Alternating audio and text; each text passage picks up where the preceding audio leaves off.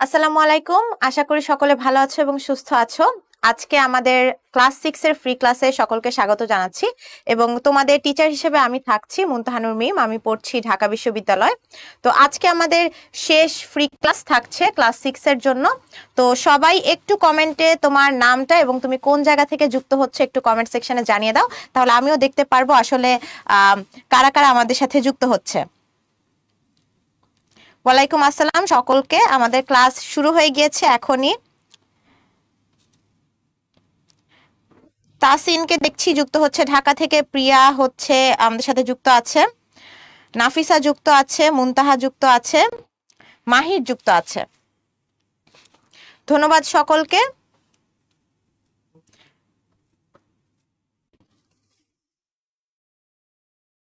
আমি অনেককে দেখছি আমাদের সাথে যুক্ত আছে।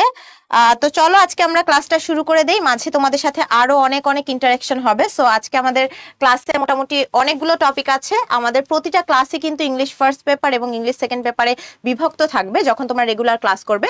তো আজকের ক্লাসটা দেখেই তোমরা আসলে বুঝতে পারবে যে আমাদের কন্টেন্ট আসলে কিভাবে প্ল্যান করা। তো প্রথমে ইংলিশ ফার্স্ট পেপারে আজকে আমাদের থাকছে দুটো লেসন এবং একটা পোয়েম, মানে মোটামুটি তিনটা লেসন থাকছে।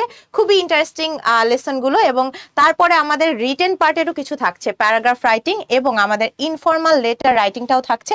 কারণ রিটেন পার্টে কিন্তু একটা বড় মার্ক কিন্তু আসলে সাধারণত থাকে আমাদের ফাইনাল পরীক্ষা বা পরবর্তীতে বোর্ড পরীক্ষার কথা বললেও রিটেন পার্টের বড় একটা মার্ক থাকে। তো এটা থাকবে আমাদের ইংলিশ ফার্স্ট পেপারের জন্য।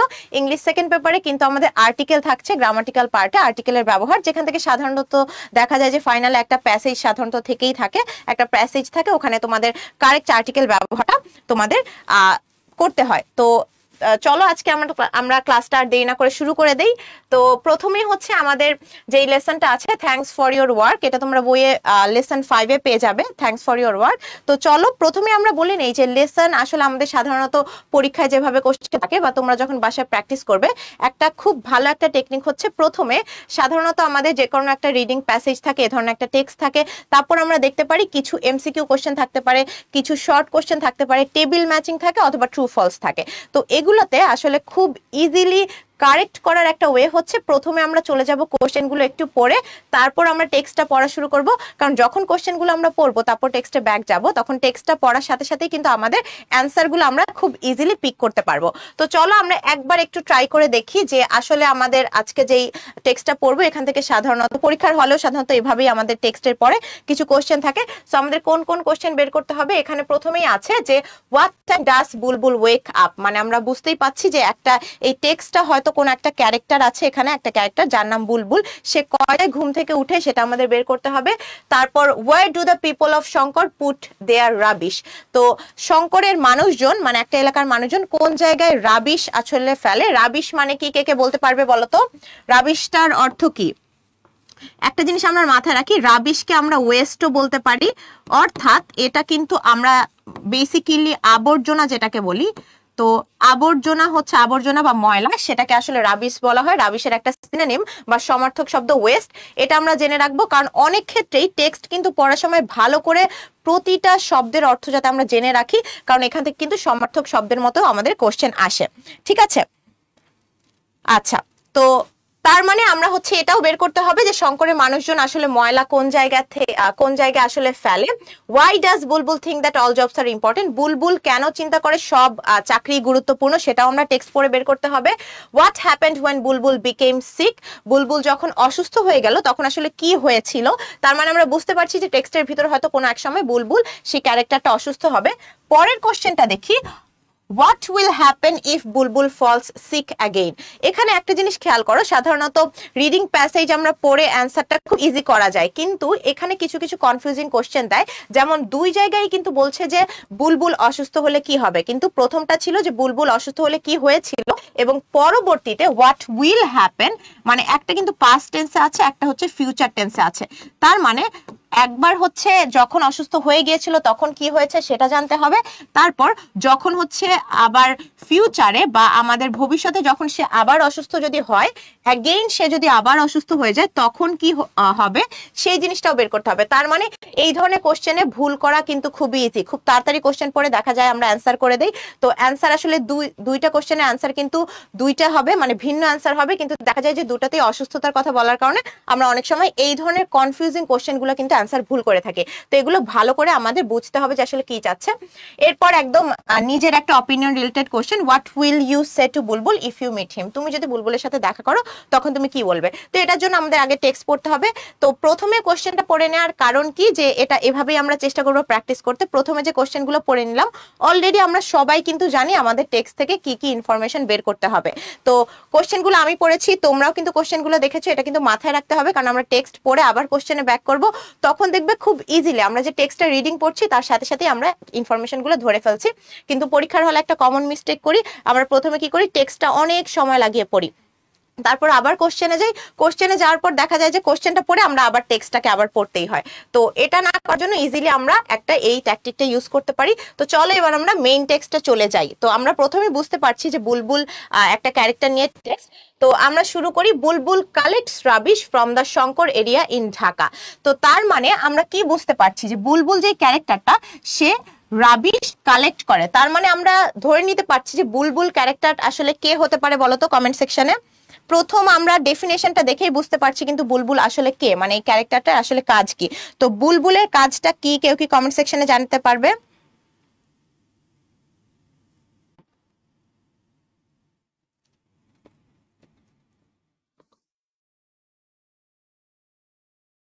আচ্ছা, সো বেসিকলি আমরা দুইভাবে বলতে পারি। এক কথা হচ্ছে যেহেতু সে কালেক্ট রাবিশ করে, তার মানে হচ্ছে আমরা বুঝতে পারি যে সে হয়তো আবর্জনা কালেক্ট করে, তার মানে তাকে আমরা দুইভাবে বলতে পারি। এক হচ্ছে আমরা তাকে গার্বেজ কালেক্টরও বলতে পারি, অথবা আমরা এটাও বলতে পারি যে সে একজন ক্লিনার। মানে আবর্জনা যেহেতু সে কালেক্ট করে, বেসিক্যালি সে পরিষ্কার করে, তার মানে সে একজন ক্লিনার। তো আমরা বুঝতে পারলাম যে আসলে টেক্সটটা কাকে নিয়ে, টেক্সটটা একজন গার্বেজ কালেক্টর বা একজন ক্লিনারকে নিয়ে। তো every morning he wakes up at 5 o'clock and walks along the streets of Shankar to collect rubbish. মানে প্রতিদিন সকালে সে 5টা বাজে ঘুম থেকে ওঠে। চিন্তা করো, আমরা কিন্তু টেক্সটটা পড়ার মাঝখানে আমরা প্রথম কোশ্চেনের অ্যান্সারটা পেয়ে গেলাম। প্রথম কোশ্চেনটা ছিল যে সে কয়টায় ঘুম থেকে উঠে, তার মানে এই যে আমরা অ্যান্সারটা পেয়ে গেলাম, সে হচ্ছে 5 o'clock সকালবেলা হচ্ছে সে ঘুম থেকে উঠে এবং তখনই গার্বেজ কালেক্ট করা শুরু করে দেয়। এখানে একটা জিনিস মাথায় রাখো, এভরি প্লাস যখন টাইম থাকে তখন সাধারণত এটা আমাদের প্রেজেন্ট টেন্স ইন্ডিকেট করে, ঠিক আছে? সাধারণত প্রেজেন্ট টেন্স ইন্ডিকেট করে। এভরি মর্নিং, এভরি ডে এগুলো বললে সাধারণত আমাদের একদম সাধারণ বর্তমান কাল বোঝায়। তো এগুলো আমরা হালকা পাতলা একটু অ্যানালাইসিস করে জেনে রাখলে পরবর্তীতে গ্রামারের ক্ষেত্রেও কিন্তু আমাদের এই যে টেন্স যদি আমাদের আইডেন্টিফাই করতে দেয় তখন আমরা ইজিলি কিন্তু করতে পারবো। আচ্ছা, তো এরপর people of Shankar put their rubbish in plastic bins, এইটুকু পর্যন্ত খেয়াল করো। আমাদের কোশ্চেনটা কি ছিল, যে শঙ্করের মানুষজন কোথা থেকে আসলে কোথায় আসলে হচ্ছে তাদের ময়লাটা ফেলে বা রাবিশ কোন জায়গায় রাখে। তো আমরা কিন্তু সেকেন্ড কোশ্চেন আনসার পেয়ে যাচ্ছি যে তারা কিন্তু সাধারণত প্লাস্টিক বিনের মধ্যে রাখে এবং তারপর কি করে, and leave them in front of their houses. In front of মানে সামনে, তারা একদম তাদের বাসার সামনে হচ্ছে এই ময়লার এগুলো একটা প্লাস্টিক বিন বা একটা প্লাস্টিকের পাত্র বা বালতি বলা যায়, সেখানে রেখে তার বাসার সামনে দরজার সামনে রেখে দেয়। তো Bulbul works from door to door to collect them. অবশ্যই বুলবুল যেহেতু একটা গার্বেজ কালেক্টর, সে প্রতি হচ্ছে ডোর টু ডোর বা বাসা থেকে বাসাতে গিয়ে সে এই গার্বেজ গুলো কালেক্ট করে। Sometimes the bins are very dirty and they smell bad. স্বাভাবিকভাবে এই সামটাইমসও কিন্তু অনেক ক্ষেত্রে আমাদের একদম প্রেজেন্ট টেন্সটা বোঝায়। সামটাইমস যখন থাকে তখন কিন্তু সাধারণত বাক্যটা প্রেজেন্ট বা বর্তমান কালে হয়। জি, আমি দেখছি অনেকে কিন্তু আমার কোশ্চেনগুলোর একদম কারেক্ট অ্যান্সার দিচ্ছ, ধন্যবাদ সবাইকে। এভাবেই সবাই হচ্ছে একদম ইন্টারেক্ট ভাবে ক্লাসটা করো। আচ্ছা, তারপর খেয়াল করো, but Bulbul does not mind, he tax out everything from the beans and puts them in his van. তো এখানে একটা জিনিস খেয়াল করো যে এখানে বেসিকলি আমাদের পুরা টেক্সটার কিন্তু আমরা টাইটেল দেখে বুঝতে পারছি যে থ্যাঙ্কস ফর ইওর ওয়ার্ক, মানে তোমার কাজের জন্য ধন্যবাদ।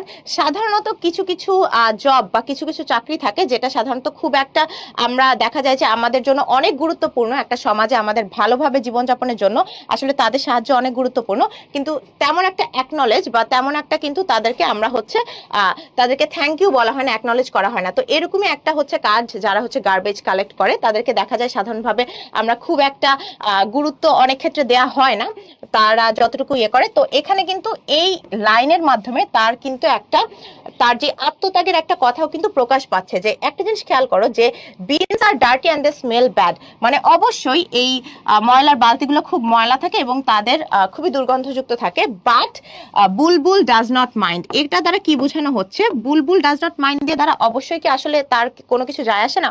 অবশ্যই তার যায় আসে, কিন্তু কথা হচ্ছে দেখা হচ্ছে যে বুলবুল সাধারণত তার কাজই যেহেতু এটা, তো তার সে এই রোলটাকেই সে একসেপ্ট করে নিয়েছে। এবং যদিও এটা খুবই দুর্গন্ধযুক্ত বা যদিও হচ্ছে তার একটা স্বাভাবিক সুস্থ মানুষের এটা খারাপ লাগারই কথা, কিন্তু বুলবুলের আসলে খারাপ লাগে না, কারণ সে তার কাজটাকে এভাবে একসেপ্ট করে নিয়েছে। তো এই লাইনটার মাঝখানে কিন্তু অন্তর্নিহিত একটা অর্থ আছে, যে তাদের যে স্যাক্রিফাইসটা এটা কিন্তু অন্তর্নিহিত একটা অর্থ আছে, এটার মাধ্যমে কিন্তু উঠে এসেছে। হি tax out everything from the beans. এই যে টেকস আউট দেখছি এটা কিন্তু একসাথে একটা ভার্বের কাজ করছে। টেকস আউট অর্থ হচ্ছে বের করে না, তো সে সবকিছু হচ্ছে সাধারণত বালতি থেকে বের করে নেয় এবং puts them in his van, এবং সে ভ্যানের মধ্যে মানে তার যে গাড়িটা আনে সে গাড়িটার মধ্যে রাখে। He believes that all jobs are important. তো সে এটা বিশ্বাস করে যে সব রকমের চাকরি কিন্তু গুরুত্বপূর্ণ। সে যে এটা বিশ্বাস করে তার কিন্তু কাজে এটা প্রকাশ পেয়েছে, কারণ হচ্ছে যদিও এটা অনেক দুর্গন্ধযুক্ত ময়লা হোক সে কিন্তু খুব একটা মাইন্ড করে না, মানে সে এটা একসেপ্ট করেই নিয়েছে যে তারও কিন্তু সবার যেমন সমাজে এক একটা রোল, এক একটা হচ্ছে কোন একটা দায়িত্ব পালন করতে হয়, তার দায়িত্বও এটা, এভাবে সে জিনিসটাকে মেনে নিয়েছে। তো তার কারণে সে মনে করে সব জবই কিন্তু আসলে গুরুত্বপূর্ণ, সকল চাকরি গুরুত্বপূর্ণ। He works hard everyday to keep this area clean. এখানে খেয়াল করো এই যে এভরিডে আছে, এভরিডেও যখন থাকে তখন সাধারণত বর্তমান কালের আমাদের সেন্টেন্সটা হয়। তো যখন সাধারণত everyday, every week, every month এগুলো যখন থাকে, এভরি প্লাস কোনো যদি টাইমের ইন্ডিকেশন থাকে, তাহলে চিন্তা করে দেখবে যে এই সেন্টেন্সগুলো কিন্তু সাধারণত বর্তমান কালে হয়।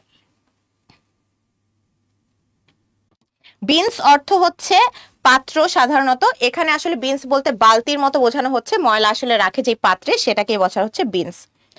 ঠিক আছে, তো আই গেস সবাই আমাদের সেম পেজে আছো। আজকে ক্লাসটা ক্লাস 6 এর। তোমরা চাইলে যারা ফেসবুকে যুক্ত আছো, ফেসবুক লাইভে, চাইলে তোমরা তোমাদের সহপাঠীদেরকে আসলে মেনশন করতে পারো তোমাদের সাথে ক্লাসটা করার জন্য। ঠিক আছে, সো তারপর আমরা খেয়াল করি last month Bulbul was sick for 2 days। এখানে একটা জিনিস খেয়াল করি, লাস্ট মান্থ যেহেতু আছে, লাস্টের পরে যদি মান্থ, উইক, ডে এগুলো থাকে তখন আবার পাস্ট টেন্স ইন্ডিকেট করা হয়। এখানেও সেন্টেন্স খেয়াল করো, এখানে ওয়াজ কেন আছে? লাস্ট মান্থের কারণে কিন্তু এই জিনিসটা পাস্ট টেন্সে হয়েছে। তো এই হিসেবে আমরা কিন্তু কিছু কিছু ইন্ডিকেটর দিয়ে সেন্টেন্সের টেন্স বা সেন্টেন্সের কালটা বুঝতে পারবো। তো এখানে খেয়াল করো, আমরা কিন্তু সে যে অসুস্থ হয়ে কি হয়েছিল সেরকম একটা কোশ্চেন ছিল। তো লাস্ট মান্থ, আগের মাসে হচ্ছে সে 2 দিন অসুস্থ ছিল। তো 2 দিন অসুস্থ পর আসলে কি হলো? তো 2 দিন অসুস্থ থাকার কারণে সে কিন্তু এসে গার্বেজ বা ময়লা কালেক্ট করতে পারেনি। তো he could not come to collect the rubbish.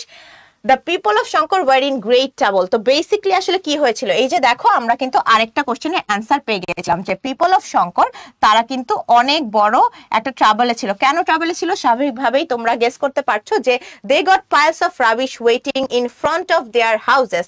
তারা কি করে? সাধারণত যেহেতু তারা ময়লা একটা বালতিতে প্লাস্টিক বিনে রেখে বাসার সামনে রেখে দেয়, যেহেতু 2 দিন ধরে গার্বেজ কালেক্টর আসেনি, সেহেতু এগুলো পাইলসে মানে স্তূপের পর স্তূপ হচ্ছে এটা জড়ো হতে থাকে।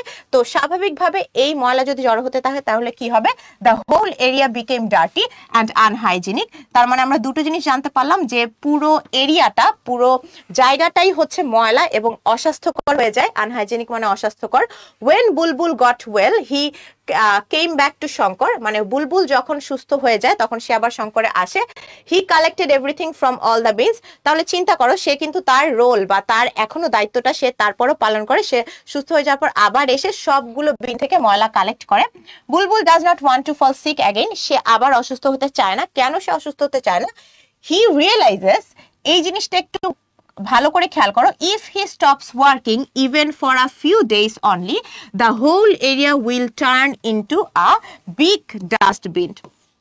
এখানে কিন্তু সম্পূর্ণ টেক্সটের একটা কথা চলে আসছে, মূল কথা। আমরা যে থ্যাঙ্কস ফর ইওর ওয়ার্ক কেন আমরা বলবো, কেন তাদের প্রতি কৃতজ্ঞতা আসলে জ্ঞাপন করা উচিত, কারণ সে যদি আসলে এরপর সে অসুস্থ হতে চায় না, কারণ সে যদি অসুস্থ হয় সে এটা রিয়েলাইজ করতে পারে যে সে যদি ইভেন এরপর আবার অসুস্থ হয় পুরো বড় জায়গাটাই একটা বড় ডাস্টবিনে রূপান্তর হবে, কারণ সবাই সবার ময়লা রেখে যাবে কিন্তু আসলে ক্লিন করার কেউ থাকবে না। সে যেহেতু ক্লিনার বা সে যেহেতু গার্বেজ কালেক্টর, তো এক্ষেত্রে তার যেই আসলে কন্ট্রিবিউশনটা একটা সোসাইটি বা সমাজে আসলে তার যেই বড় কন্ট্রিবিউশনটা সেটা কিন্তু এই লাস্ট লাইনে চলে আসছে। তার মানে আমরা কি ধরতে পেরেছি পুরো টেক্সটটা?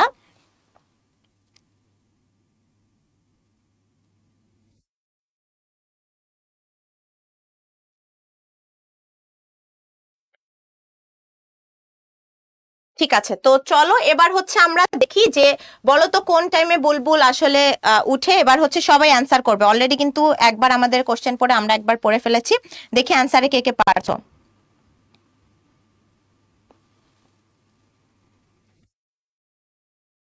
ভেরি গুড, তাসনিমা লাম অ্যান্সার করেছে, আমি শুভ্রা, জুবায়ের, রেহান, আমি অনেকের অ্যান্সার দেখতে পাচ্ছি একদম কারেক্ট। অদ্রিতা অ্যান্সার করেছে, তামজিদ অ্যান্সার করেছে, মানে 5 o'clock। আমরা কিন্তু এটা পেয়েই গেছি, তার মানে আমরা বুঝতে পারছি প্রথমে যখন আমরা কোশ্চেনটা পড়ে তারপর যাবো, এটা তোমরা পরীক্ষার হলেও করতে পারো। প্রথমে দেখা যায় যে আমরা কমন মিস্টেক করি, পুরো টেক্সটটা না পড়ে প্রথমে কোশ্চেনটা ভালো করে পড়ে তারপর চাইলে তুমি 2বার অথবা 3বারও চাইলে টেক্সটটা পড়তে পারো, তখন দেখবে ইজিলি তোমার কোশ্চেন অ্যান্সারগুলো। কোশ্চেন অ্যান্সার সাধারণত এই ধরনের আমাদের শর্ট কোশ্চেন থাকে। তো শর্ট কোশ্চেনে তোমার এক লাইনে, অনেক ক্ষেত্রে দেখা যায় এক লাইনে তোমার অ্যান্সারটা হয়ে যায়, অনেক ক্ষেত্রে তোমার 2টো সেন্টেন্স লেখা হতে পারে। তারপর তোমার সাধারণত এভাবেই হচ্ছে তোমার অ্যান্সারটা করতে হবে। এটা ছাড়াও দেখা যায় অনেক ক্ষেত্রে কিন্তু আমাদের ট্রু ফলস থাকে অথবা টেবিল ম্যাচিং থাকে, সেগুলো আমরা পরবর্তীতে দেখবো। Why do people of Shankar put their rubbish, তারা কোন জায়গায় রাবিশ ফেলে, কে অ্যান্সার করতে পারবে দেখি খুব দ্রুত। এটা তো আমরা 5 o'clock পাচ্ছি।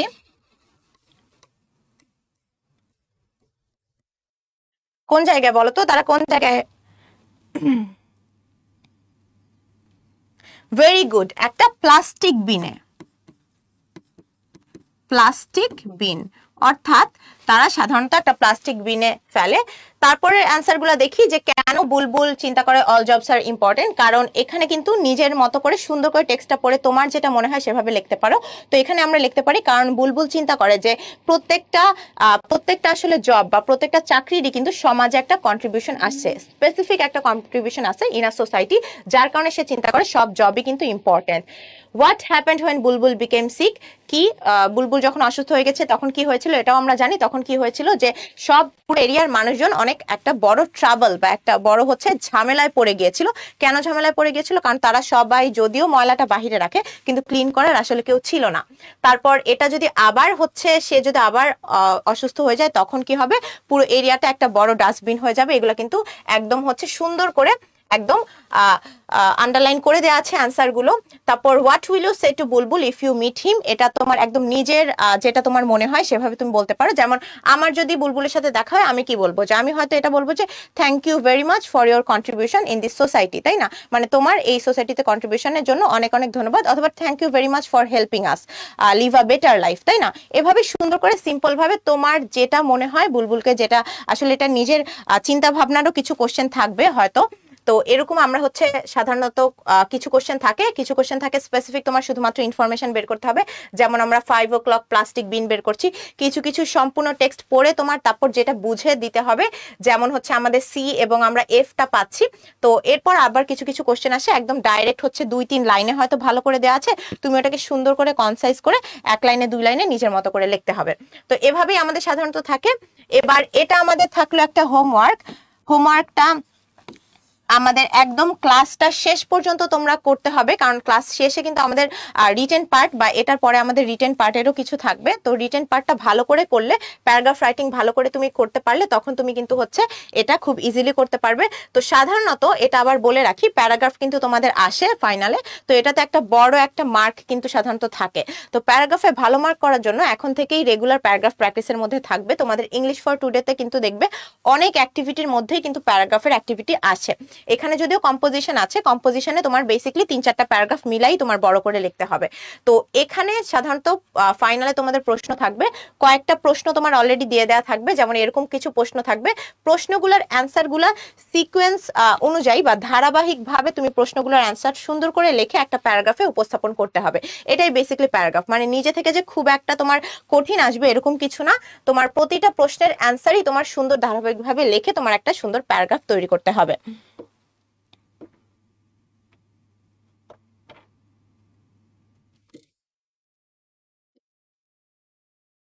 আচ্ছা, তো তার মানে আমরা বুঝতে পারছি এটা আমরা বাসায় করব। তো অনেক ধরনের এখানে হচ্ছে think of a person who helps you live well, যে কোনো একজন মানুষ হতে পারে। যেমন আমি তোমাদেরকে কিছু অপশন দিয়ে দিই, তোমরা যে কোনো নিজের কাছে যেটাই মনে হয় যে এরকম একজন মানুষ যার হয়তো যার জবটাকে হচ্ছে সোসাইটিতে অনেক ভালো কন্ট্রিবিউশন আছে, বা যে যাদেরকে হয়তো আমরা খুব একটা কৃতজ্ঞতা বোধ দিতে প্রকাশ করতে পারি না কৃতজ্ঞতা, তো এরকম চিন্তা ভাবনা করতে পারো। যেমন আমি হচ্ছে খুব সিম্পলি তোমরা ফার্মার নিয়ে লিখতে পারো, কেউ ফার্মার মানে কৃষককে নিয়ে লিখতে পারো।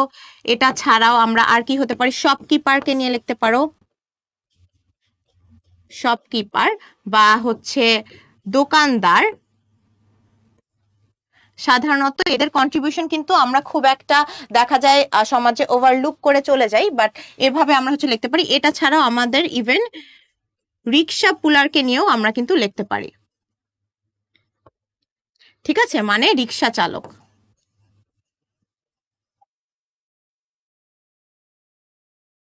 তো এভাবে এটা ছাড়াও তোমাদের যার যেটা মনে হয় এরকম হচ্ছে একজনের কথা নিয়ে তোমরা বাসায়, এটা তোমাদের হোমওয়ার্ক থাকলো, অবশ্যই এটা একবার লেখার চেষ্টা করবে। এবং ক্লাস শেষ পর্যন্ত করলে তোমরা অবশ্যই প্যারাগ্রাফ রাইটিংটাও ভালো করে হচ্ছে তোমরা আত্মস্থ করে ফেলবে, তখন সেই নলেজটাকে কিন্তু অ্যাপ্লাই করে তোমরা একটা প্যারাগ্রাফ লিখতে পারো। তো চলে যাই আমাদের সেকেন্ড টেক্সটে। এই টেক্সটটাও অনেক হচ্ছে গুরুত্বপূর্ণ। সবাই ক্লিয়ার কিনা বলো তো আমাদের প্রথম টেক্সটটা? অবশ্যই ফিশারম্যান নিয়ে চাইলে লিখতে পারো, কোনো সমস্যা নেই। আচ্ছা, সবাই ক্লিয়ার, ধন্যবাদ সকলকে। আচ্ছা, আমি সকলের কমেন্ট দেখতে পাচ্ছি, থ্যাংক ইউ এভরিওয়ান। তো চল আমরা সেকেন্ড টেক্সটটা দেখি। আমাদের সেকেন্ড টেক্সট বা লাস্ট টেক্সট বলা যায় এটা, তারপর আমরা চলে যাব অন্যান্য টপিকে। এটা ছাড়া একটা ছোট পোয়েম আছে, ইন্টারেস্টিং পোয়েম। পোয়েমটা খুব একটা কঠিন না, তো আমরা এই টেক্সটটা আগে দেখে আসি। অ্যান ওল্ড পিপলস হোম, ঠিক আছে, ওল্ড পিপলস হোম মানে কি বয়স্ক ব্যক্তিদের জন্য একটা বাসা। তো সাধারণত আমরা হচ্ছে এখানে এই টেক্সট আগে পড়ে নেই। Maryam is a student of class 6 in a government school in Rajshahi. তো প্রথমে আগেরটা টেক্সটটা পড়ার সময় আমি তোমাদেরকে অলরেডি একটা স্ট্র্যাটেজি শিখিয়ে দিয়েছিলাম যে আগে হচ্ছে একটা কোশ্চেন পড়ে তারপর যেতে। তো এটা আমরা হচ্ছে ভিন্নভাবে করলাম, ওই স্ট্র্যাটেজিটাও জেনে রাখবে যাতে আমরা ফাইনাল পরীক্ষায় ভালোভাবে আমরা হচ্ছে অ্যাপ্লাই করতে পারি। তো Maryam is a student of class 6 in a government school in Rajshahi. তো এখানে হচ্ছে বোঝাই যাচ্ছে মারিয়মের কথা বলা হচ্ছে, সে একজন স্টুডেন্ট, ক্লাস 6 এর স্টুডেন্ট। সে হচ্ছে একটা রাজশাহীর একটা হচ্ছে গভর্নমেন্ট স্কুল, মানে হচ্ছে একটা সরকারি স্কুলের সে ক্লাস 6 এর student. Her mother works in an office and her father is a businessman. আচ্ছা, এই পর্যন্ত আমরা জানলাম তার মাদার হচ্ছে একটা তার মা হচ্ছে একটা অফিসে কাজ করে এবং তার বাবার হচ্ছে একটা বিজনেসম্যান, তো বা ব্যবসায়ী। তো এখানে একটা জিনিস খেয়াল করো, যদি আমরা টেক্সট পড়ছি, যে কোনো টেক্সট পড়ার সময় চেষ্টা করবে যে টেক্সটগুলো আসলে লেখা কিভাবে হয়েছে। একজনের কথা যখন তার ডিটেলসে লেখা, তারপর কিন্তু তার ব্যক্তিগত বা ডিটেলস কিছু এক্সট্রা করে লেখা আছে, মানে তাকে ডেসক্রাইব বা বর্ণনা করা হচ্ছে। এই ধরনের জিনিস ভালো করে আমরা যদি টেক্সটগুলো পড়ি তখন দেখা যায় যে আমরা ডেসক্রিপটিভ প্যারাগ্রাফ, যেটা কিছুক্ষণ পরে আমরা জানবো, প্যারাগ্রাফের ক্ষেত্রেও কিন্তু আমরা এই যে বারবার হচ্ছে এভাবে টেক্সটগুলো পড়লে এই যে কনস্ট্রাকশন, সেন্টেন্স কনস্ট্রাকশন, বা কিভাবে আসলে একটা আইডিয়ার পর একটা আইডিয়া দেওয়া হচ্ছে, কিভাবে আসলে ডিটেলস দিয়ে সুন্দর করে লেখা হচ্ছে, এটা যদি বারবার আমরা পড়তে থাকি তাহলে আমাদের প্যারাগ্রাফ লেখার সময় কিন্তু আমাদের আইডিয়ার কোনো অভাব হবে না, বা প্যারাগ্রাফও সুন্দর করে লিখতে পারবো। তো Maryam is very fond of her aunt. Fond of মানে হচ্ছে খুবই প্রিয়, ঠিক আছে, তার মানে সে তার ফন্ড অফ হার আন্ট, সে তার আন্টের খুবই প্রিয়, বা সে তার আন্টকে খুবই পছন্দ করে, ঠিক আছে। তো তার মানে সে খুবই পছন্দ করে তার আন্টকে। এই ফন্ড অফ, ফন্ডের পরে অফ বসেছে, একটু খেয়াল রাখবো।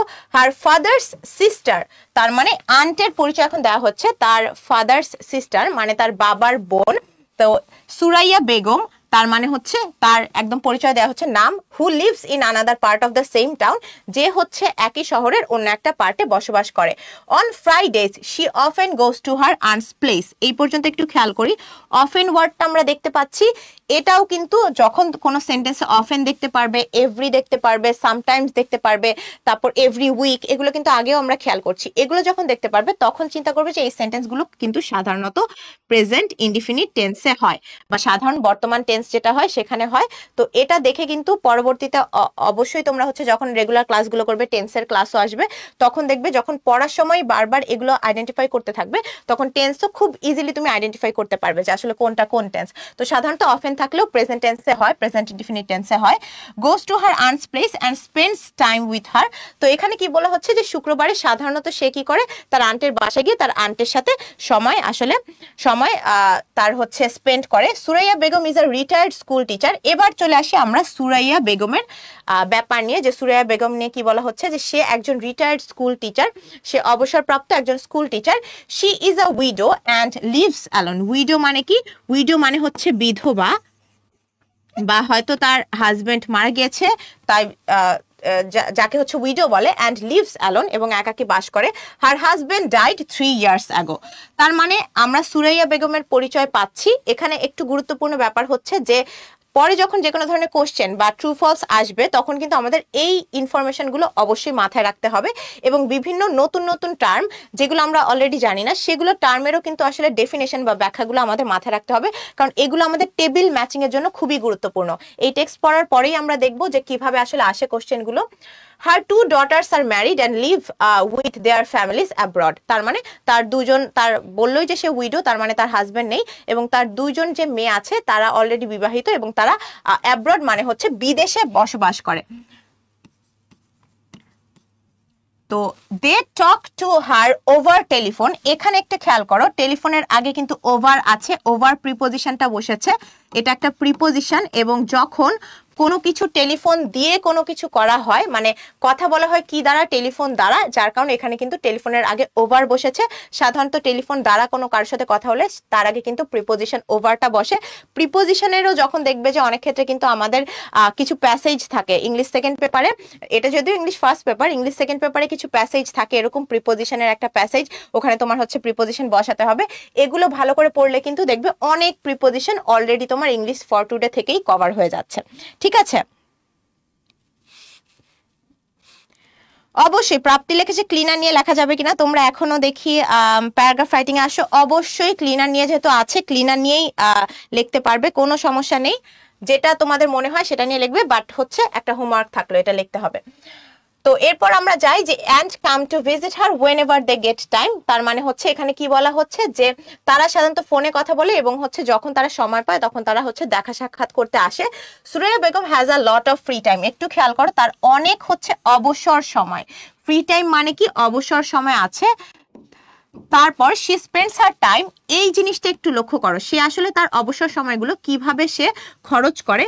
একটা হচ্ছে সে বই পড়ে, সে টিভি দেখে খরচ করে, সে তার ফ্রেন্ডদেরকে ভিজিট করে খরচ করে, এবং ফ্রেন্ড বা রিলেটিভদেরকে। তার মানে আমরা পাচ্ছি যে সে কিভাবে তার ফ্রি টাইমগুলো খরচ করে।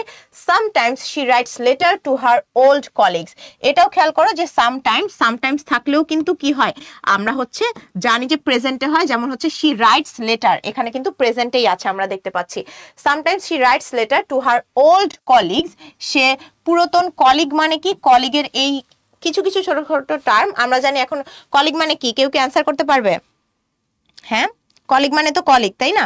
কলিগ মানে আমরা কখন বলি, যেমন হচ্ছে আম্মুর কলিগ বলি, বাবার কলিগ বলি, তার মানে হচ্ছে হয়তো তাদের একই ওয়ার্ক প্লেসে, বা তারা যেখানে কাজ করে তাদের অফিসে একই জায়গায় আরেকজন কাজ করছে, তারা হয়তো একজন আরেকজনের কলিগ। সো তার মানে কলিগ কি? একই প্রফেশনে যখন হচ্ছে দুজন ব্যক্তি কাজ করে তখন হচ্ছে আমরা কলিগ বলা হয়। তো এই জিনিসটা একটু মাথায় রাখবে যে একই প্রফেশনে যখন কাজ করা হয়।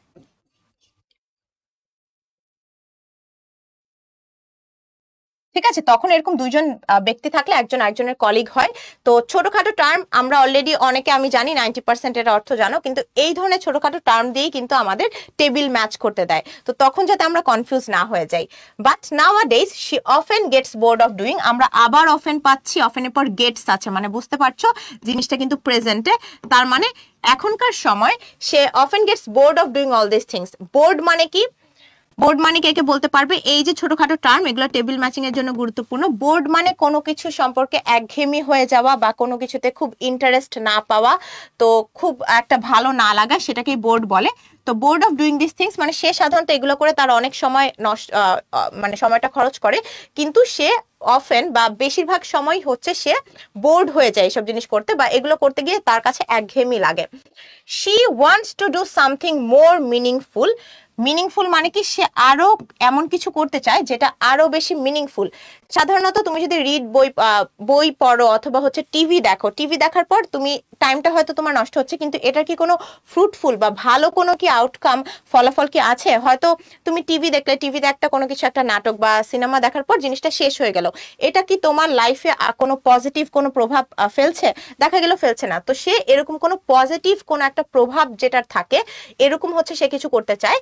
Something that would do good to others, এই যে খেয়াল করো, এমন একটা জিনিস যেটা অন্যদের জন্য ভালো করবে, মানে পজিটিভ কোন একটা প্রভাব ফেলবে।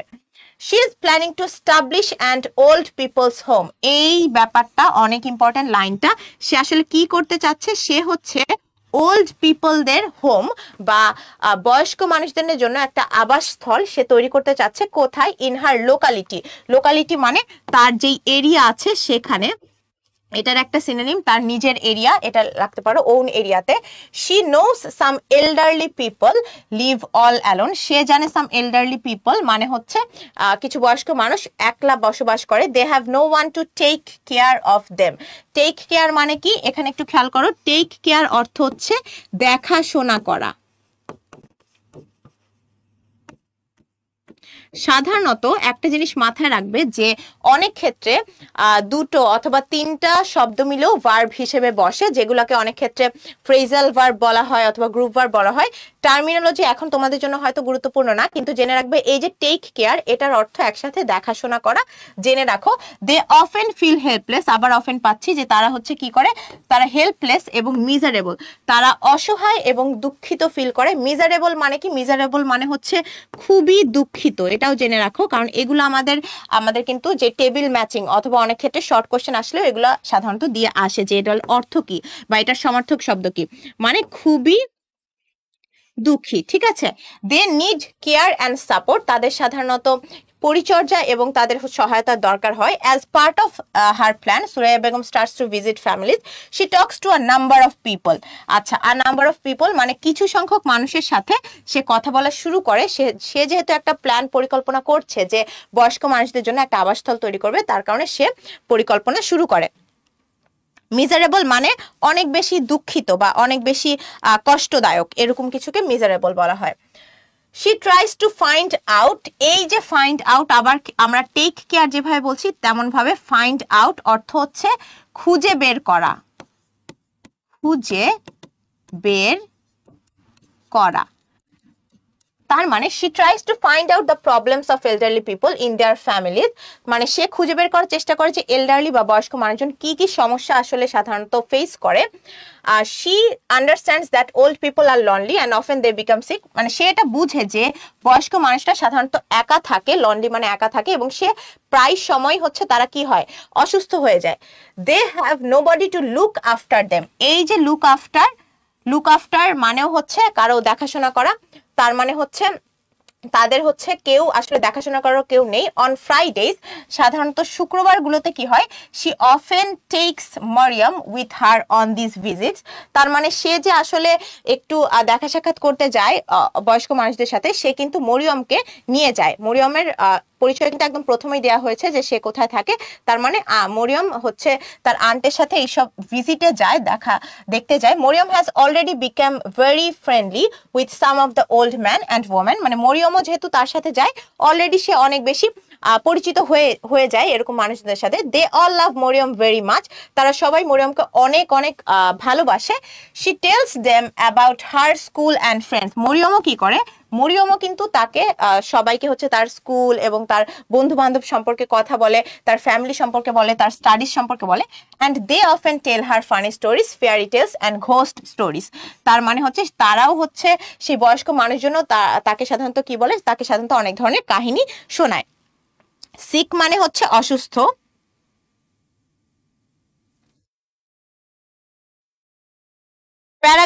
প্যারাগ্রাফ সম্পর্কে জানার জন্য ক্লাসটা একদম শেষ পর্যন্ত করো, কারণ এটার পরেই কিন্তু, এরপর আমরা একটা পোয়েম পড়বো, তারপরেই কিন্তু আমাদের প্যারাগ্রাফ এবং বাকি সবকিছু আসছে।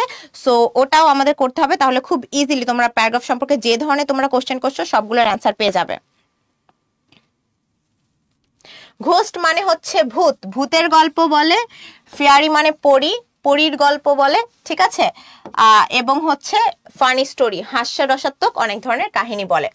আচ্ছা, তো এরপর চলে যাই। এবার খেয়াল করো, আমি যে বললাম বিভিন্ন টার্মিনোলজি বা বিভিন্ন ওয়ার্ড, এ ধরনের শব্দগুলোর কিন্তু তোমার ব্যাখ্যা বা এগুলো বের করে তোমাদের বের করতে হবে। সাধারণত এই ধরনের প্রশ্ন, টেবিল ম্যাচিং এর প্রশ্নও কিন্তু আসে। তো সবাই দেখি কে কে পারবে। বোর্ড এখানে কোনটা হবে? অপশন আমাদের অনেক গুলো আছে। woman whose husband has died and who hasn't married again, a person with whom one works in a profession, feeling tired because one does not find interest in something, help, very unhappy। বোর্ডের সাথে কি হবে? দ্রুত, পুরাটুকু type করা লাগবে না, শুধু শুরুর ওয়ার্ডটা, অন্য টেবিলে শুরুর ওয়ার্ডটা লিখে বলতে পারো। Very good. পোর্টালে অনেক অ্যান্সার দেওয়া শুরু করে দিয়েছে।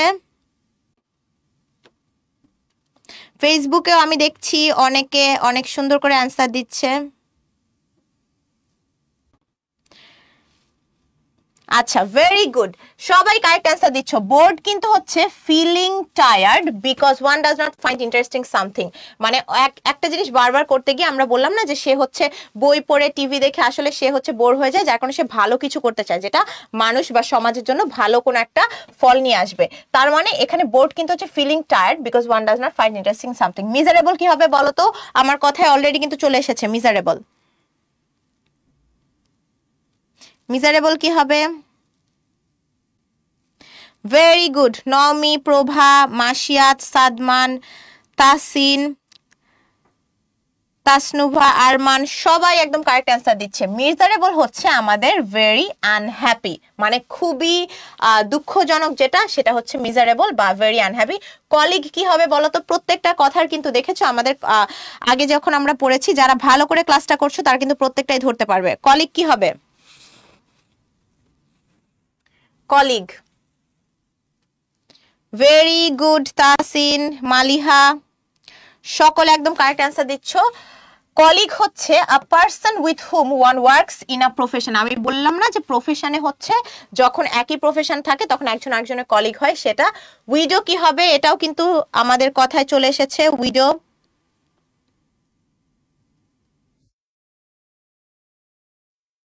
উইডো কি হবে?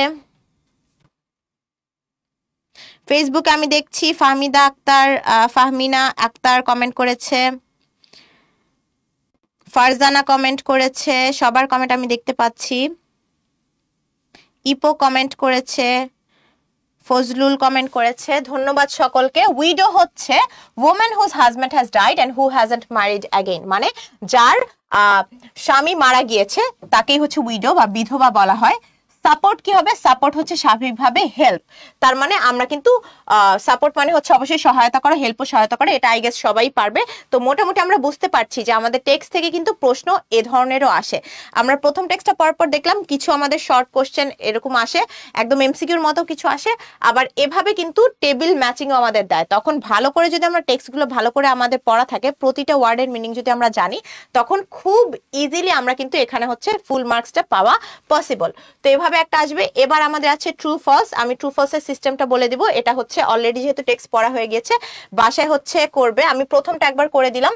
Suraiya Begum spends most of her time taking care of her family. এটা কি ট্রু নাকি ফলস বলো তো? এটা অবশ্যই ফলস। সে মোস্ট অফ হার টাইম আসলে কি করে সেটা হচ্ছে খেয়াল রাখতে হবে। তার যেহেতু ফ্যামিলিতে তেমন একটা কিছু কেউ নেই, তার মানে এটা কিন্তু ফলস। তার ফ্যামিলিতে অবশ্যই তার স্বামী নেই তার হচ্ছে, এবং দেখা যায় যে হচ্ছে তার মেয়েদেরও হচ্ছে বিয়ে হয়ে গিয়েছে, বিদেশে থাকে, তো এটা ফলস। সাধারণত এই ধরনের আমাদের কোশ্চেন থাকবে। এটা আমরা যেহেতু করা হয়ে গিয়েছে অলরেডি এই টেক্সটটা, এটাও বাসায় গিয়ে আমরা ট্রু ফলসটা বের করার চেষ্টা করব। যেগুলো ট্রু হবে সেগুলো শুধুমাত্র ট্রু লিখলেই হবে, যেগুলো ফলস হবে সেগুলো আমাদের সাধারণত ফলস লেখার পর তুমি আবার কারেক্ট অ্যান্সারটা কিন্তু আবার প্রোভাইড করে দিতে হবে, ঠিক আছে? এভাবে করে এটা আমরা বাসায় কিন্তু করে নিব। তো এটাও আমাদের জন্য থাকলো, আমরা জানি অলরেডি টেক্সট, বাসায় একবার করে নিব। যেটা সত্য হবে ওটা ট্রু, যেটা ফলস হবে ফলসের সাথে কারেক্ট অ্যান্সারও লিখতে হবে। অনেক ক্ষেত্রে দেখা যায় এক্সাম হলে গিয়ে অনেকে এটা করে না, ট্রু এবং ফলসই লিখে চলে আসে। কারেক্ট অ্যান্সারটা প্রোভাইড না করলে ফলসের জন্য বা ভুল যেটা হয়েছে, মিথ্যা যেটা, সেটার অ্যান্সারটা তুমি প্রোভাইড না করলে কিন্তু তুমি মার্কটা পাবে না, ঠিক আছে? আচ্ছা,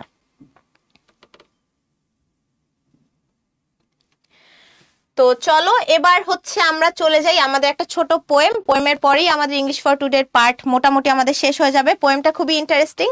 তো পোয়েমটা আসলে কি নিয়ে? Boats sail on the rivers. প্রথমেই বলে রাখি, ইংলিশ ফর টুডেতে অনেক পোয়েম পাবে।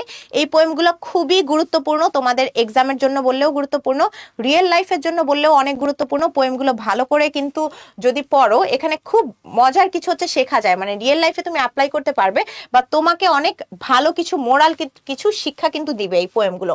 তো এই পোয়েম খুবই ইম্পর্টেন্ট, আগেই বলে রাখছি। তো এই পোয়েমটা আসলে কি নিয়ে? এই পোয়েমটা লিখেছে ক্রিস্টিনা জর্জিনা রোজেটি, লিখেছে এই পোয়েমটা। তো প্রথমে আমি পোয়েমটা পড়ি, দেন আমরা হচ্ছে সাধারণত পোয়েমটা আসলে কিভাবে পড়বে সেটা আগে বলে নেই। যে কোনো ধরনের পোয়েম হোক, এটা তো আমি বলে দিচ্ছি কিভাবে, অন্যান্য পোয়েম নিজেরা যখন পড়বে তখনও একভাবে হচ্ছে সাধারণত করে নিবে।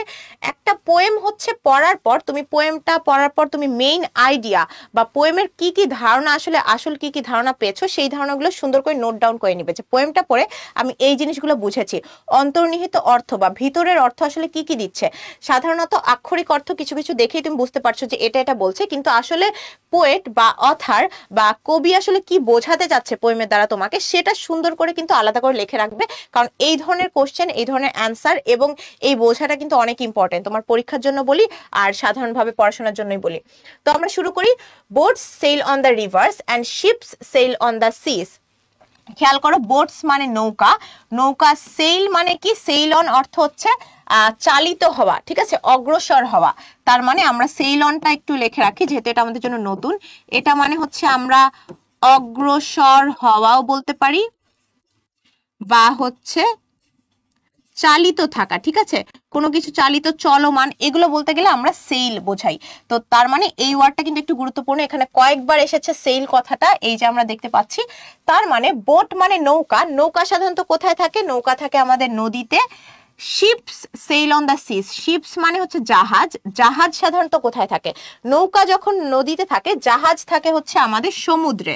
জাহাজ তো নৌকা থেকে একটু বড়, ক্যাপাসিটি বেশি, এটা থাকে সমুদ্রে। But clouds that sail across the sky are prettier far than this.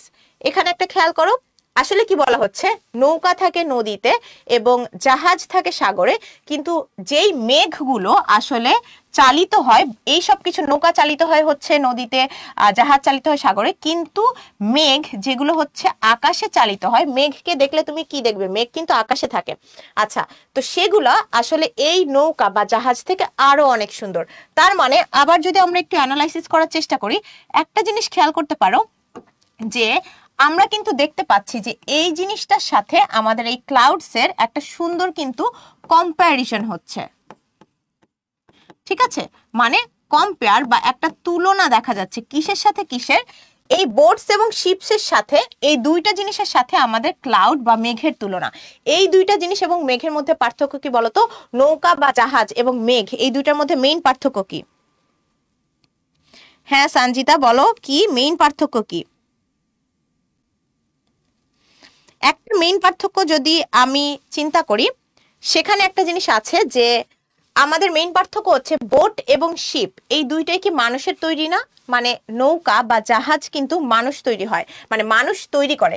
তার মানে এই দুইটা জিনিসই কিন্তু হচ্ছে আমরা দেখতে পাচ্ছি যে ম্যান মেড বা মানুষ দ্বারা তৈরি। কিন্তু আমি যে ক্লাউড দেই, ক্লাউড কি আসলে মানুষ তৈরি করতে পারে না? এটা গড মেড বা সৃষ্টিকর্তা তৈরি করে না? সৃষ্টিকর্তা আসলে তৈরি করে ক্লাউড।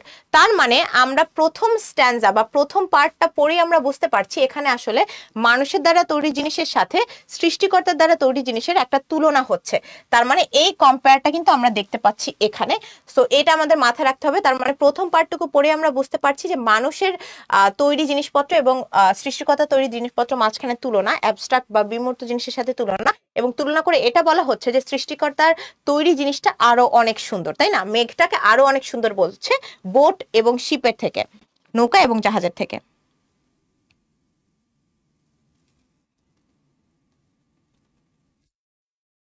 সবাই ক্লিয়ার?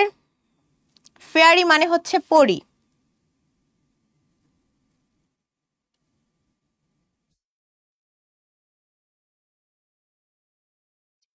ধন্যবাদ সকলে, আমার খুবই ভালো লাগছে, সকলে একদম সাথে সাথে পোর্টালে কমেন্ট করে দিচ্ছ ইয়েস, খুবই ভালো লাগছে। ফেসবুকে আমি দেখছি সবাই আমার সাথে আছো, কমেন্ট করছো, অসংখ্য ধন্যবাদ সকলকে। আচ্ছা, তার মানে আমরা বুঝতে পারছি এই পর্যন্ত। এরপর আমরা নিচের পার্টটুকুতে যাই যে এরপর আসলে কি বলা হচ্ছে। এইটুকু তো আমরা বুঝলাম যে দুটো জিনিসের তুলনা হচ্ছে মানুষের তৈরি দ্বারা এবং সৃষ্টিকর্তা তৈরির দ্বারা, এবং বলা হচ্ছে সৃষ্টিকর্তার তৈরি যে জিনিসটা ক্লাউড, এইটা হচ্ছে আর প্রিটিয়ার ফার দেন দিস, মানে আগের গুলো থেকে সবচেয়ে বেশি সুন্দর।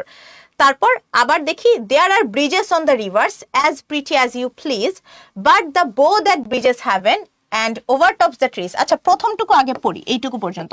প্রথমে একটা জিনিস খেয়াল করো, এখানে বলা হচ্ছে there are bridges on the rivers, মানে নদীর উপর ব্রিজ মানে কি? ব্রিজ মানে হচ্ছে সেতু না?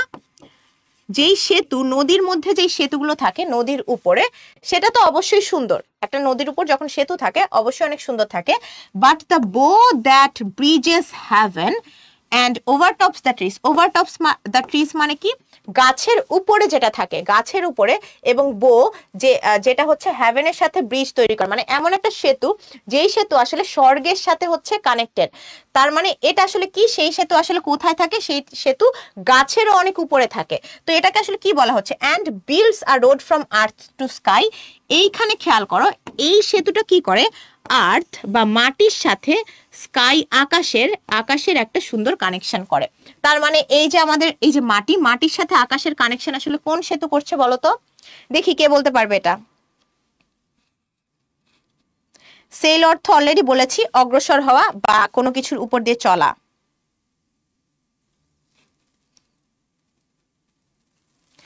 তার মানে এরকম একটা জিনিস যেটা হচ্ছে আসলে মাটি এবং হচ্ছে আকাশকে একসাথে কানেক্ট করে, বা মাটি এবং আকাশের মধ্যে ব্রিজ আসলে কোনটা? মাটি এবং আকাশে কোন সেতু আসলে মাটির সাথে আকাশকে কানেক্ট করে, সেটাকে বলা হচ্ছে খুবই সুন্দর। মানে সেটা আগেরটা থেকেও সুন্দর, মানে সাধারণত সেতু যেই নদীর উপর যে সেতু থাকে সেটা থেকেও সুন্দর। তার মানে পরের পার্টে কিন্তু আমরা আবার আরেকটা জিনিস পাচ্ছি। কি পাচ্ছি? এই যে রিভারের যে সেতুর এই কথাটা বলা হচ্ছে, সেটা আমরা পাচ্ছি যে এখানে একটা ব্রিজের কথা বলা হচ্ছে।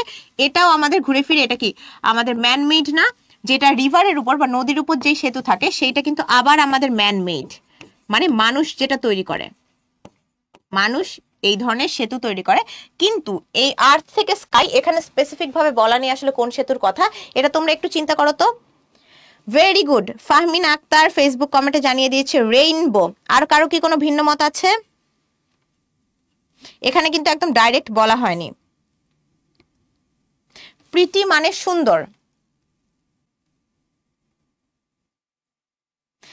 আদিবাও কমেন্ট করছে rainbow, thank you very much. তার মানে এখানে কিন্তু ডাইরেক্ট বলা হয়নি আসলে কিসের সাথে তুলনা করছে, এটা ম্যান মেড, এবং এই যে আর্থ থেকে স্কাই, এটা বেসিক্যালি আমাদের রেইনবোর কথা বলা হচ্ছে। এটাও একটা সেতুর মতো কথা বলা হচ্ছে, যেই জিনিসটা আসলে মাটি থেকে, মানে মাটির সাথে আকাশের কানেকশন করে। যেমন বৃষ্টির পর তুমি দেখবে যে রেইনবো যখন দেখো তখন দেখতে পারো না যে একদম মাটি এখান থেকে শুরু হয়ে এটা আকাশের সাথে কিন্তু একটা সুন্দর, আমরা কিন্তু একটা ব্রিজের মতো দেখছি। এই যে কানেকশন এত সুন্দর, এই জিনিসটা কিন্তু নদীর উপর যে ব্রিজ থাকে সেটা থেকে অনেক সুন্দর। তো বেসিক্যালি এটাই বোঝাতে যাচ্ছে। খুব ছোট একটা শর্ট একটা পোয়েম। এখানে অ্যান্সারটা কি হবে বলো তো? What bow is the poet talking about when she says but the bow that bridges heaven? অবশ্যই অ্যানসার কিন্তু আমাদের চলে এসেছে। এখানে পোয়েট আসলে কি বলছে? পোয়েট আসলে বেসিক্যালি রেইনবোর কথা বলছে ইনডাইরেক্টলি, ঠিক আছে? আচ্ছা, এখানে আমাদের মেইন একটা আইডিয়া আমরা খুঁজে পাচ্ছি যে আমরা এটা বলতে পারি যে দিস পোয়েম, আমরা প্রেজেন্টস বলতে পারি,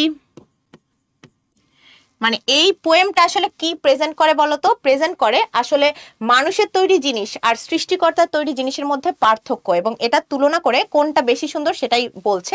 তার মানে this poem presents the difference between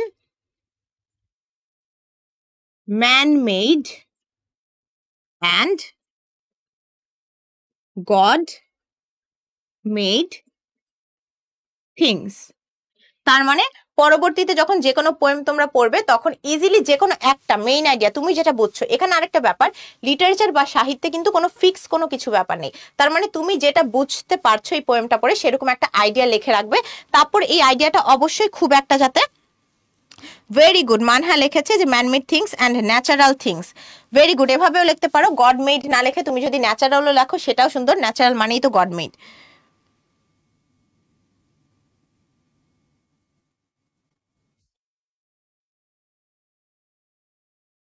আচ্ছা, ধন্যবাদ সকলকে। ফাজলুল হক রেইনবো লিখেছে, একটা রেইনবোর ইমোজিও দিয়েছে, আমি সবার কমেন্টটা দেখতে পাচ্ছি, ধন্যবাদ। তার মানে আমরা মোটামুটি আমাদের শেষ, আজকে আমাদের অনেক কিছু পড়া হলো ইংলিশ ফর টুডের, আমাদের দুটো লেসন কমপ্লিট হয়েছে এবং একটা পোয়েমও কমপ্লিট হয়েছে। এভাবে আমরা পড়লে ইনশাল্লাহ কিন্তু অনেকটুকু, এবং তোমরা আবার যদি একদম ডাইরেক্ট সাম আপ করি, তোমাদের এইখানে কিন্তু অনেক ধরনের ফাইনালে যে ধরনের কোশ্চেন আসলে আসে সবগুলোর কোশ্চেনে কিন্তু একটা স্যাম্পল তোমরা পেয়ে গেছো অলরেডি। তার মানে তোমরা জানো যে তোমাদের শর্ট কোশ্চেন আসবে। আমরা প্রথম টেক্সট পড়ার পর যে ধরনের শর্ট কোশ্চেন ছিল এই ধরনের শর্ট কোশ্চেন আসে, ট্রু ফলস আছে যেটাও আমরা দেখলাম, এবং আমাদের টেবিল ম্যাচিংও কিন্তু আসে, সেটাও আমরা কিন্তু দেখে নিলাম। এবার তার মানে আমাদের মোটামুটি 3টা পার্ট কিন্তু খুব ইজিলি কভার হয়ে গেল। এটা অবশ্যই প্রতিটা টেক্সটেই আমাদের এভাবে করে ভালো করে পড়তে হবে। এরপর চলে যাই প্যারাগ্রাফ রাইটিং এ। প্যারাগ্রাফ রাইটিংটা আসলে খুবই ইজি ব্যাপার, তারপর দেখা যায় যে আমরা অনেক ভুল করি। আচ্ছা, রোজেটি আসলে একজনের নাম, এটা বাংলা কিছু নেই, এটা রোজেটি হচ্ছে যে যিনি লিখেছেন তার নাম, এটা হচ্ছে রোজেটি। সো এটা আসলে কোনো ওয়ার্ড না, একজনের নাম, যেই পোয়েট তার নাম। তো এবার আমরা চলে যাই প্যারাগ্রাফ রাইটিং এর ক্ষেত্রে। প্যারাগ্রাফ রাইটিং এ তোমাদের ভালো একটা মার্কিং কিন্তু থাকে, তো এখন থেকে যদি প্যারাগ্রাফ রাইটিংটা ভালো করে তোমরা প্র্যাকটিস করো, রেগুলার প্র্যাকটিস করতে থাকো, তাহলে কিন্তু খুব ইজিলি এখানে ভালো একটা মার্ক পাওয়া তোমাদের জন্য খুব ইজি। তো এখানে আমাদের কি কি আছে প্যারাগ্রাফ রাইটিং এ? আমাদের প্যারাগ্রাফ রাইটিং এ সাধারণত 4 ধরনের প্যারাগ্রাফ হতে পারে। তো প্যারাগ্রাফ মানে কি, আমাদের প্রশ্নটা আসলে কি ধরনের থাকবে? প্রশ্নটা আমরা একদম প্রথম টেক্সট পড়ার পর দেখলাম না যে একটা কম্পোজিশন লেখো, কম্পোজিশনের ভিতর আবার কয়েকটা প্যারাগ্রাফ মিলে একটা কম্পোজিশন হয়, কিন্তু প্রথমটা দেখেই কিন্তু আমরা বুঝতে পারছি যে প্রশ্ন সাধারণত এরকমই থাকে যে তোমাকে 4-5টা কোশ্চেন থাকবে, এই কোশ্চেনের অ্যান্সার গুলো লিখবে যে write a paragraph on a journey by bus. ধরো একটা আ জার্নি বাই বাস দিয়ে প্যারাগ্রাফ লিখতে দিল, তোমাকে কিন্তু কোশ্চেন অলরেডি দেয়া থাকবে যে এই জার্নি বাই বাসটা কি, অথবা তুমি কবে গেছিলা, এ ধরনের 4-5টা কোশ্চেন থাকবে। কোশ্চেনের অ্যান্সার করেই ওই অ্যান্সারটা সুন্দরভাবে তোমাকে একটা প্যারাগ্রাফের মধ্যে লিখে দিতে হবে। তো নিজে থেকে যে সবকিছু আইডিয়া জেনারেট করতে হবে এরকম কিছু না, তোমাকে কিন্তু কোশ্চেন অলরেডি করাই থাকবেই। তো তার মানে আমরা কোশ্চেন প্যাটার্নটা বুঝতে পারলাম যে কয়েকটা কোশ্চেন থাকবে, অ্যান্সার গুলো আমাদের সুন্দর করে গুছিয়ে লিখলেই আমাদের একটা প্যারাগ্রাফ হয়ে যাবে। তো প্যারাগ্রাফে আবার 4 ধরনের প্যারাগ্রাফ আছে। প্রথমটাই হচ্ছে ডেসক্রিপটিভ প্যারাগ্রাফ, যেটাকে আমরা বলতে পারি প্যারাগ্রাফ রাইটিং বাই ডেসক্রিপশন, বা এটাকে ডেসক্রিপটিভ প্যারাগ্রাফ, বা আমরা বলতে পারি বর্ণনামূলক প্যারাগ্রাফ। তো বর্ণনামূলক কেন? কারণ এখানে যে কোনো ধরনের একটা ধারণা হতে পারে, কনসেপ্ট হতে পারে, যে কোনো কিছু তোমাকে বলে সেই জিনিসটাকে তুমি বেসিক্যালি বর্ণনা করবে। এই প্যারাগ্রাফের মূল ব্যাপারই এটা। প্রশ্ন অবশ্যই কিছু থাকবে, প্রশ্নের অ্যান্সারে তোমার সবগুলো বর্ণনা করতে হবে। তো যেমন মাই স্কুল নিয়ে যদি বলি, খেয়াল করো I love my school where I learn many things. একটা জিনিস খেয়াল করো, সাধারণত যে কোনো প্যারাগ্রাফের শুরুতে তুমি ইন্ট্রোডাকশনের মধ্যেই তোমার একটা লাইনের মধ্যেই তোমার ইন্ট্রোডাকশন অথবা কিছু ব্যাপার চলে আসবে, তারপর তোমার প্রত্যেকটা সেন্টেন্সের যেই কোশ্চেন গুলো থাকবে, কোশ্চেনের অ্যান্সার গুলো তুমি সুন্দর করে লিখতে লিখতে তোমার একটা প্যারাগ্রাফ তৈরি করে ফেলবে। তো এইখানে গ্রামাটিক্যাল মিস্টেক হওয়া যাবে না, কোনো ধরনের প্যারাগ্রাফের একদম মেইন আইডিয়ার বাহিরে কিছু লিখলেও কিন্তু মার্কটা কমে যাবে। যেমন আমি খেয়াল করি যে মাই স্কুল নিয়ে যখন লিখতে বলা হয়েছে, আমার বলছে I love my school where I learn many things. এইটুকু পর্যায়ে কিন্তু এই পর্যন্ত কিন্তু শুধু আমাদের আছে হচ্ছে ইন্ট্রোডাকশন পার্ট। তার মানে আমি এই পুরোটুকু আমরা দেখতে পাচ্ছি একদম জাস্ট ইন্ট্রোডাকশন পার্টটা আমাদের আছে। তারপরে চলে গিয়েছে যে আমাদের স্কুলের নাম কি, অভয়নগর পাইলট হাই স্কুল স্কুলের নাম আছে। এরপর খেয়াল করো স্কুলটা কোন জায়গায় আছে, সিচুয়েটেড ইন বরিশাল ডিস্ট্রিক্ট। এটা শুধু আমি তোমাদেরকে দেখিয়ে দিচ্ছি তোমাদের বোঝার জন্য। এখানে এই প্যারাগ্রাফটা তোমাদের মুখস্থ অথবা কিছু করতে হবে না, শুধুমাত্র একটু হালকা পাতলা ধারণাটা নিয়ে রাখো যে কিভাবে আসলে লিখতে হয় একটা বর্ণনামূলক প্যারাগ্রাফ বা প্যারাগ্রাফ বাই ডেসক্রিপশনটা। তো সাধারণত একটু আমরা যদি খেয়াল করি, তুমি তুমি খেয়াল করবে এখানে নামটা দেয়া আছে, তারপর হচ্ছে এটা কোন জায়গাটা দেয়া আছে, তারপর এটা হচ্ছে কয় একরের উপর, মানে কতটুকু জায়গা নিয়ে তৈরি হচ্ছে সেটা দেয়া আছে, এখানে কতজন স্টুডেন্ট পড়াশোনা করে সেটা দেয়া আছে। তার মানে সবটুকু অ্যানালাইসিস করলে দেখতে পারবে যে একদম সবকিছুর বর্ণনা, একটা আমার স্কুলের সম্পূর্ণ বর্ণনাটাই কিন্তু দেয়া আছে। স্কুলে কি হয়েছিল আগে, অথবা আমার স্কুলে যেতে অনেক ভাল লাগে কারণ হচ্ছে স্কুলে এ ধরনের এগুলো হয় ওগুলো হয়, অথবা ভবিষ্যতে স্কুলে অনেক ভালো কিছু প্ল্যান আছে, টিচাররা এগুলো করবে, এই ধরনের কথা কিন্তু আসলে আসছে না।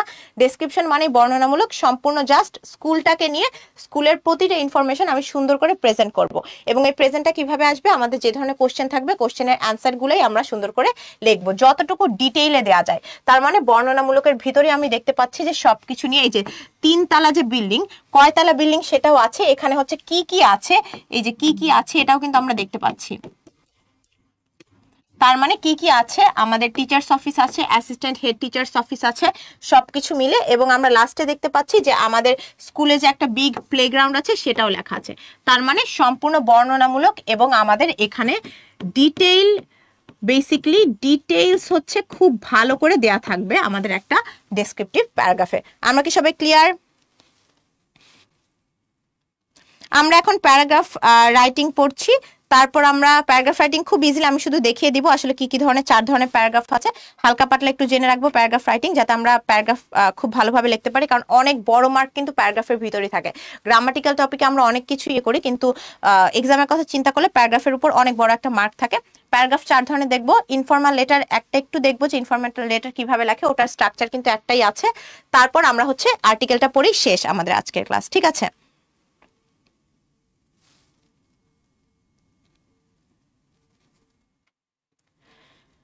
আচ্ছা, তারপর আমরা চলে যাচ্ছি। তার মানে বুঝতে পারছি আমরা এই ধরনের প্যারাগ্রাফ থাকে। এরপর খেয়াল করো যে সাধারণত হচ্ছে আমাদের এই যে একটা এক্সাম্পল ছিল এই প্যারাগ্রাফে, এখানে হচ্ছে সাধারণত কিছু সেন্টেন্স থাকে, একটা সিঙ্গেল আইডিয়া, একটা মেইন আইডিয়া থাকে। যেমন আমাদের মেইন আইডিয়া কি ছিল, আমাদের স্কুল নিয়ে বলা, যেমন সেই মেইন আইডিয়াটাকে টপিক সেন্টেন্স বলে। তো এটা জেনে রাখো যে এই মেইন আইডিয়াটাকে টপিক সেন্টেন্স বলে। তার মানে আমাদের একটা স্কুল নিয়ে বলা হয়েছে, এবার স্কুলের মেইন সবকিছু ডিটেইলি যেটা থাকবে সেটাই হচ্ছে আমাদের চলে আসবে।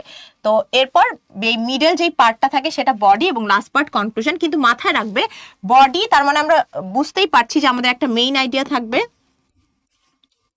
যে কোনো প্যারাগ্রাফের ক্ষেত্রে, main idea plus body plus আমাদের কনক্লুশন থাকবে। কিন্তু মাথায় রাখবে এইটা কিন্তু একটা প্যারাগ্রাফের মধ্যেই থাকবে। যদি জিনিসটা প্যারাগ্রাফ থাকে তখন একটা প্যারার মধ্যেই থাকবে, যদি জিনিসটা কম্পোজিশন হয় তখন 3-4টা প্যারাগ্রাফ মিলে একটা কম্পোজিশন হয়, ঠিক আছে? আচ্ছা, তো এরপর আমরা চলে যাই যে জাস্ট একটা এক্সাম্পল তোমাদেরকে দেয়া, যে তোমাদের আসলে ফাইনালের কোশ্চেন গুলো আসলে কিভাবে হয়, ঠিক আছে? কোশ্চেন প্যাটার্নটা সম্পর্কে একটু ধারণা দেয়া, যে কোশ্চেন প্যাটার্নটা আসলে সাধারণত কিভাবে হয়। যেমন আমরা দেখতে পাচ্ছি যে এখানে কয়জন মেম্বার আছে, এটা ফ্যামিলি নিয়ে, এখানে হচ্ছে তোমার ফ্যামিলি নিয়ে বলা হচ্ছে। এই দেখো এখানে সাধারণত কোশ্চেনও এরকম থাকে যে write a paragraph about your family answering following questions. একদম চিন্তা করো যে ফাইনাল পরীক্ষার প্রশ্নগুলো আসলে কিভাবে থাকবে তোমাদের। তো এভাবে থাকে, তখন তুমি কি করবে, যেহেতু ইউর ফ্যামিলি, তুমি লিখবে যে মাই ফ্যামিলি, তারপর সুন্দর করে এই প্রশ্নগুলোর অ্যান্সারই সুন্দর করে লিখবে, এবং এটাই হচ্ছে তোমার প্যারাগ্রাফ হয়ে যাবে, ঠিক আছে? খুব কি কঠিন লাগছে বলো তো? কে কে প্যারাগ্রাফ লিখতে ইয়েস, কঠিন কেন লাগছে?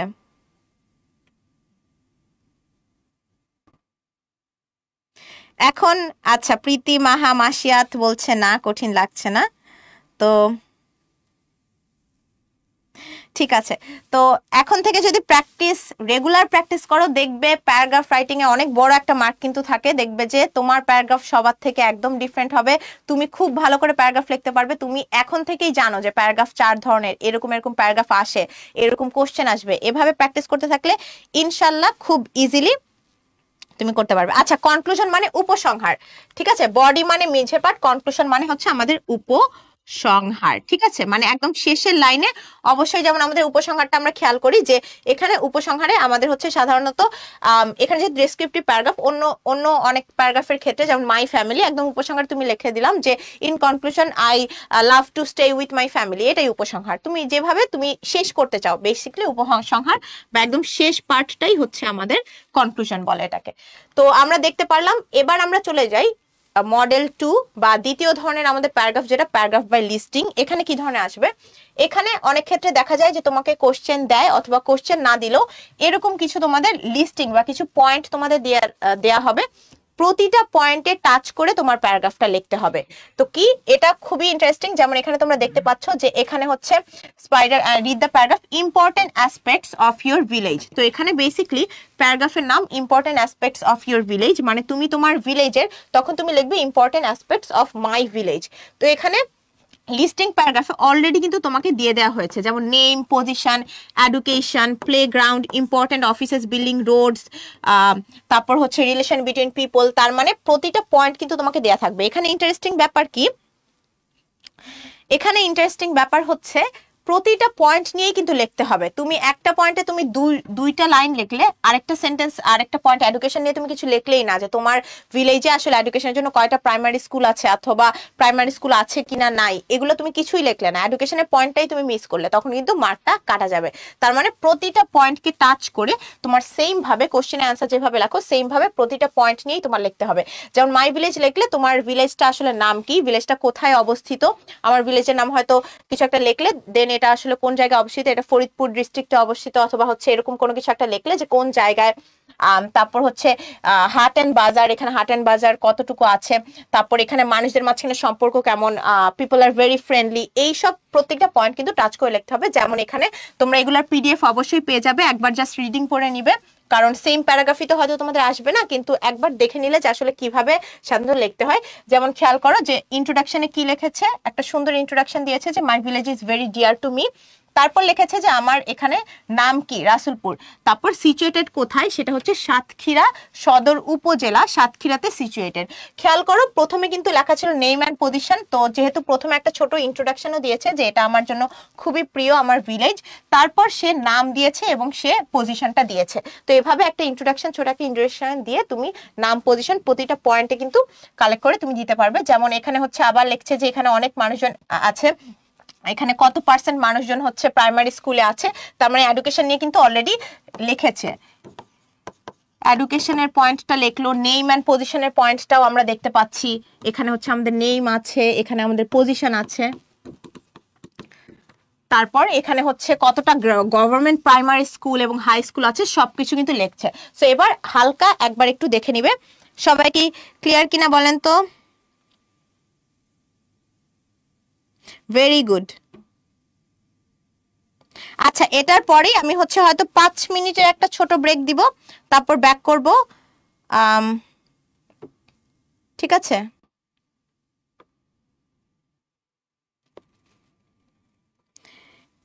আচ্ছা, তার মানে এখানে হচ্ছে আচ্ছা মডেল 2 হয়ে গেল, তার মানে এখন আমাদের বাজছে 7:15, আমরা এক্স্যাক্ট 7:20 ব্যাক করব, তারপর আমাদের ছোট দুইটা টপিক আছে, শেষ হয়ে যাবে। তো সবাই অবশ্যই ব্যাক করবে, ইম্পর্টেন্ট দুটো টপিক কিন্তু আছে ইংলিশ সেকেন্ড পেপারে। তো আমরা হচ্ছে 7:20 আমরা আবার ব্যাক করব, ঠিক আছে?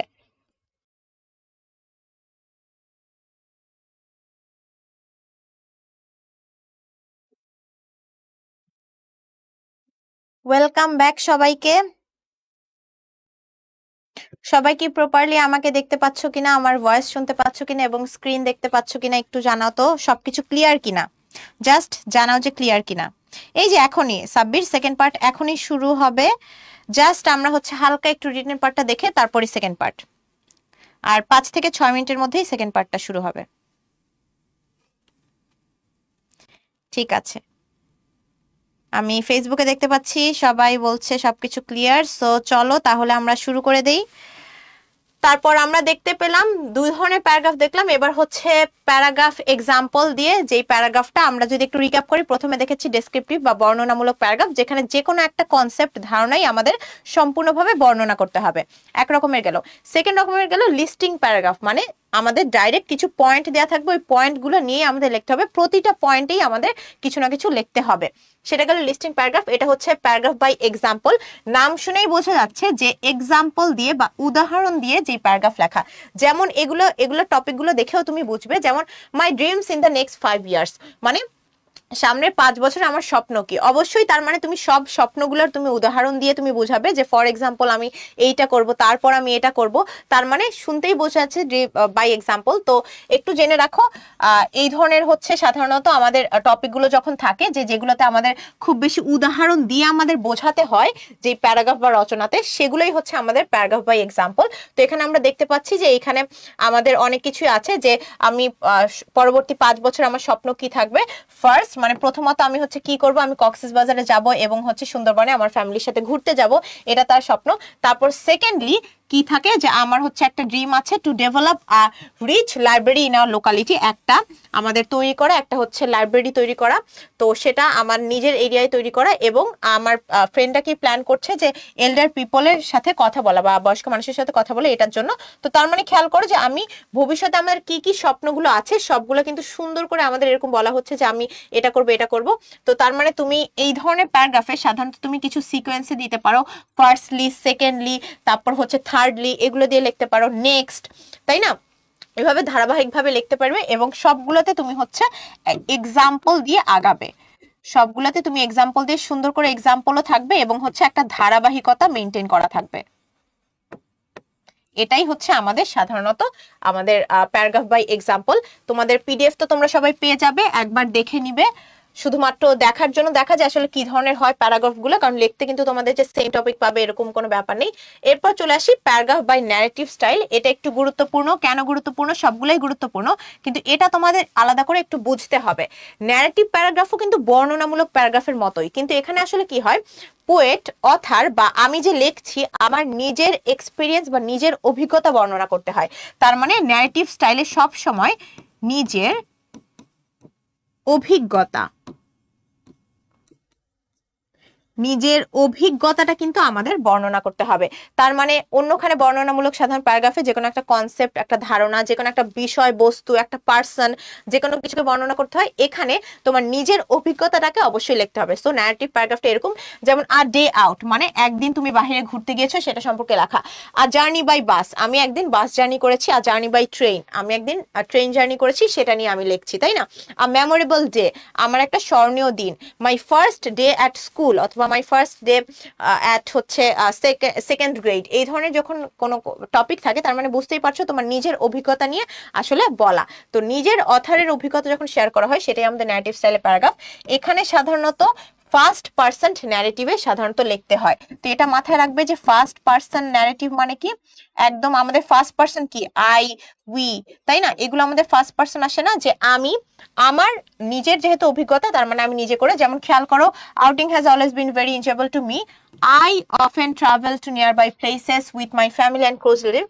Last week my parents, my sister, তাহলে খেয়াল করো একদম নিজের, সব নিজের অভিজ্ঞতা শেয়ার করছে। ফার্স্ট পার্সন ন্যারেটিভে আমাদের কিন্তু এটা লিখতে হবে, আই, উই, এগুলো দিয়ে আমরা, যেমন we were enjoying the chirping of birds, পাখির কলকাকলি অথবা পাখির যে কিচিমিচি করছে সেটা আমরা হচ্ছে এনজয় করছিলাম। এই যে আমরা, তার মানে বুঝতেই পারছো একদম পোয়েটের নিজের কথা।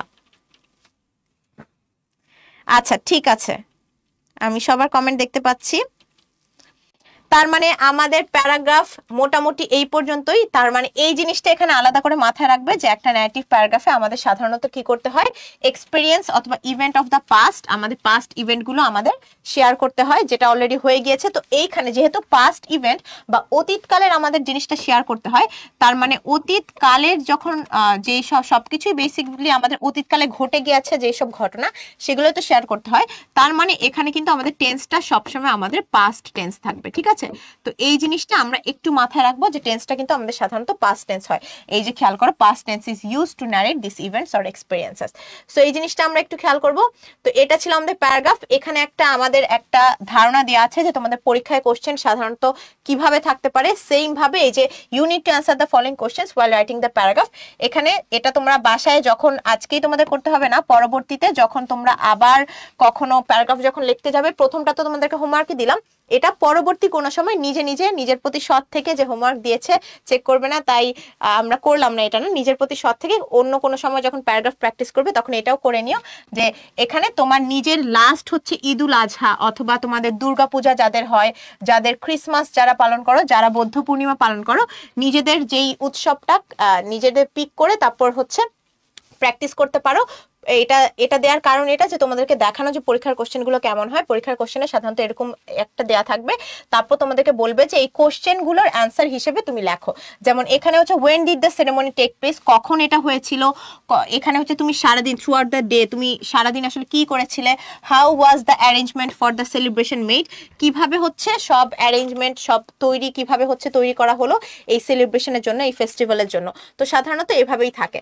তো এটা আমরা একটু মাথায় রাখবো, এই ধরনের সাধারণত কোশ্চেন থাকে। প্যারাগ্রাফ রাইটিং নিয়ে কারো কোনো প্রশ্ন আছে কিনা? তাহলে আমাদের প্যারাগ্রাফ রাইটিং কিন্তু আজকের জন্য শেষ।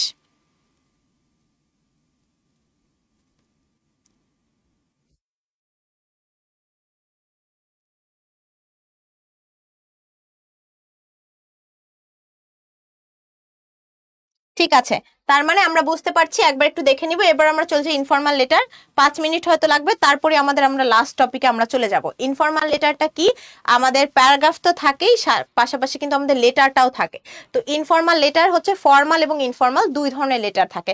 ফর্মাল লেটার হচ্ছে আমরা অ্যাপ্লিকেশন লিখি না টিচারদেরকে, যখন একটা পজিশনের হায়ারার্কি থাকে, মানে ফর্মাল লেটার তখনই হবে যখন আমি হয়তো আমার টিচারকে লিখছি অথবা ডিস্ট্রিক্ট কমিশনারকে লিখছি, আমি কোনো একটা আমার লোকাল কোনো একটা অথরিটিকে লিখছি কোনো একটা সমস্যার জন্য, সেগুলো ফর্মাল লেটার। ইনফর্মাল লেটার হচ্ছে যখন আমি হয়তো আমার ফ্রেন্ডকে লিখছি বা আমি আমার মা বাবা কারো কাছে লিখছি, আমার বোনকে চিঠি লিখছি, সেগুলো হচ্ছে ইনফর্মাল লেটার। তো ইনফর্মাল লেটারও কিন্তু তোমাদের আসে এবং এটাতে ভালো একটা মার্কিং থাকে। তো ইনফর্মাল লেটারের সাধারণত স্ট্রাকচারটা একবার তোমরা কয়েকবার দেখে নিলে স্ট্রাকচারটা একদম মুখস্থ হয়ে যাবে। আমি একটু বলে রাখি যে কিভাবে সাধারণত শুরু হয়।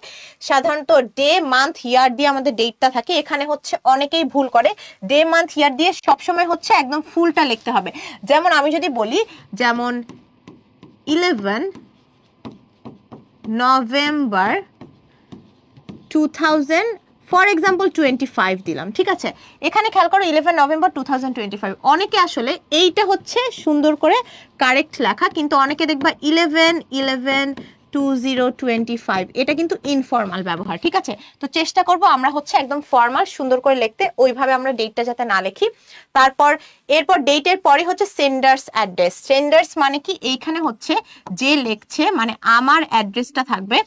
খেয়াল করো যদি তোমার কোশ্চেন এরকম উল্লেখ করা থাকে, তোমার পরিচয় যদি দেয়া থাকে, যে ধরো তুমি হচ্ছে এরকম, তোমার নাম হচ্ছে মাইশা, তুমি থাকো এই জায়গায়, এখান থেকে তুমি লেটার লেখো, তখন কিন্তু অবশ্যই কোশ্চেনে যেই আসলে পরিচয় তোমার দেয়া হয়েছে বা কোশ্চেনে যে অ্যাড্রেসটা দেয়া আছে, সেই অ্যাড্রেস সেই ঠিকানাই কিন্তু তোমার ঠিকানা।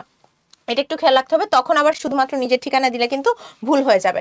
তো সেন্ডার্স মানে তুমি যেখান থেকে পাঠাচ্ছ সেই অ্যাড্রেসটা তোমার থাকবে। সেখানে প্রথমে থাকবে হাউস, তারপর থাকবে রোড, তারপর এরিয়া। যেমন হচ্ছে আমি যদি বলি যে 78 গ্রিন রোড, তারপর হচ্ছে ঢাকা, ঠিক আছে। 78 গ্রিন রোড ঢাকা, তার মানে হাউস রোড এরিয়া, এভাবে হচ্ছে আমরা লিখতে পারি।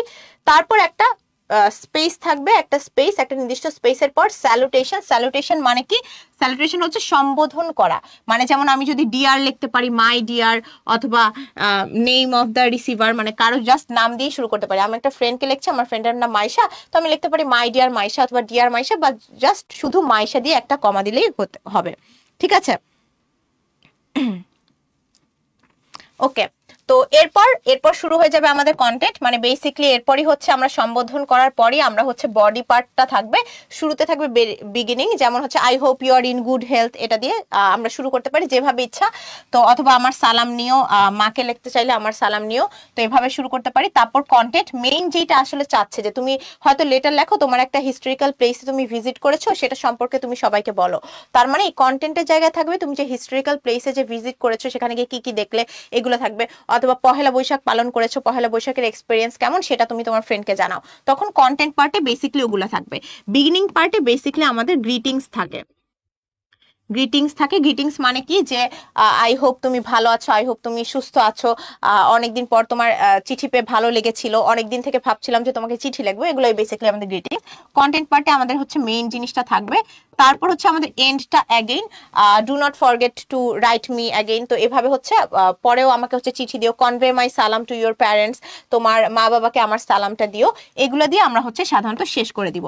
তারপর একদম লাস্টে আমাদের ইয়োর সিনসিয়ারলি অথবা ইয়োর লাভিং, সেন্ডারের নেম, তারপর হচ্ছে নামটা লেখে, নিজের নামটা লেখে, তারপর হচ্ছে সুন্দর করে আমরা লেটারটা শেষ করে দিব। সেন্ডার্স নেম মানে হচ্ছে আমি আমার নাম, এখানেও হচ্ছে আমার নামটা যাবে, ঠিক আছে? তারপর আমি শেষ করে দিব। সো বেসিক্যালি এটাই স্ট্রাকচার, এক দুইবার হচ্ছে লিখবো। আচ্ছা, ফর্মাল লেটার আজকে নেই, তো ফর্মাল লেটারে আসলে কোনো গ্রিটিংস সাধারণত যাবে না। ফর্মাল লেটারে সবসময় শুরুই হয় এভাবে যে I want to draw your attention to the fact, মানে আমি তোমার এই অ্যাটেনশনটা এই ফ্যাক্টে, মানে আমি এই ব্যাপারে আমি সমস্যা ফেস করছি, এটা আসলে কি করা যায়। ফর্মাল লেটারে খুব ছোট থাকে সাধারণত, ইনফর্মাল লেটার একটু বড় হয়। ফর্মাল লেটারে তুমি যত সংক্ষিপ্ত আকারে তুমি হচ্ছে ফর্মালি হচ্ছে তুমি তাকে, তোমার টিচারকে যদি বলো যে তুমি একটা অ্যাপ্লিকেশন লিখতে চাও যে লিভ অফ অ্যাবসেন্সের জন্য, অথবা তুমি 3 দিন ছুটি চাও, এ ধরনের কোনো অ্যাপ্লিকেশন জাস্ট সিম্পল কনসাইজ ভাবে লিখতে হয়। ফর্মাল লেটার সমস্যা নেই, তোমরা রেগুলার যখন ক্লাস করবে ফর্মাল লেটারের ক্লাসও তো অবশ্যই আবার তোমরা এই ক্লাসগুলো আবার পাচ্ছ। তো এরপর ইনফর্মাল লেটারে এরকম ধরো একটা এক্সাম্পল আছে, এটা পরে দেখে নিতে পারো যে এখানে আসলে কি, যে তোমার ট্রেন জার্নি নিয়ে একটা এক্সপেরিয়েন্স লিখতে বলেছে। তারপর অবশ্যই এটা বলেছে যে এখন তোমাকে তোমার হচ্ছে চট্টগ্রামে তুমি ট্রেন দিয়ে গিয়েছো এবং তোমার ফ্রেন্ড আবরার বা আনিকা, তার কাছে তুমি তোমার এক্সপিরিয়েন্সটা লিখবে। তার মানে খেয়াল করো তুমি কাকে লিখবে সেটা কিন্তু বলে দিয়েছে। তো এক্সামে সবসময় এই ধরনের কিছু কিউ দেয়া থাকে, এখানে অবশ্যই তুমি যদি তখন নিজের ফ্রেন্ডের নামই লিখে দাও তখন কিন্তু আবার ভুল হবে, এটার কারণে কিন্তু মার্কও কাটা যাবে। তোমাকে যদি বলে তুমি আনিকা বা আবরারকে লেখো, তার মানে তোমার তাকেই লিখতে হবে।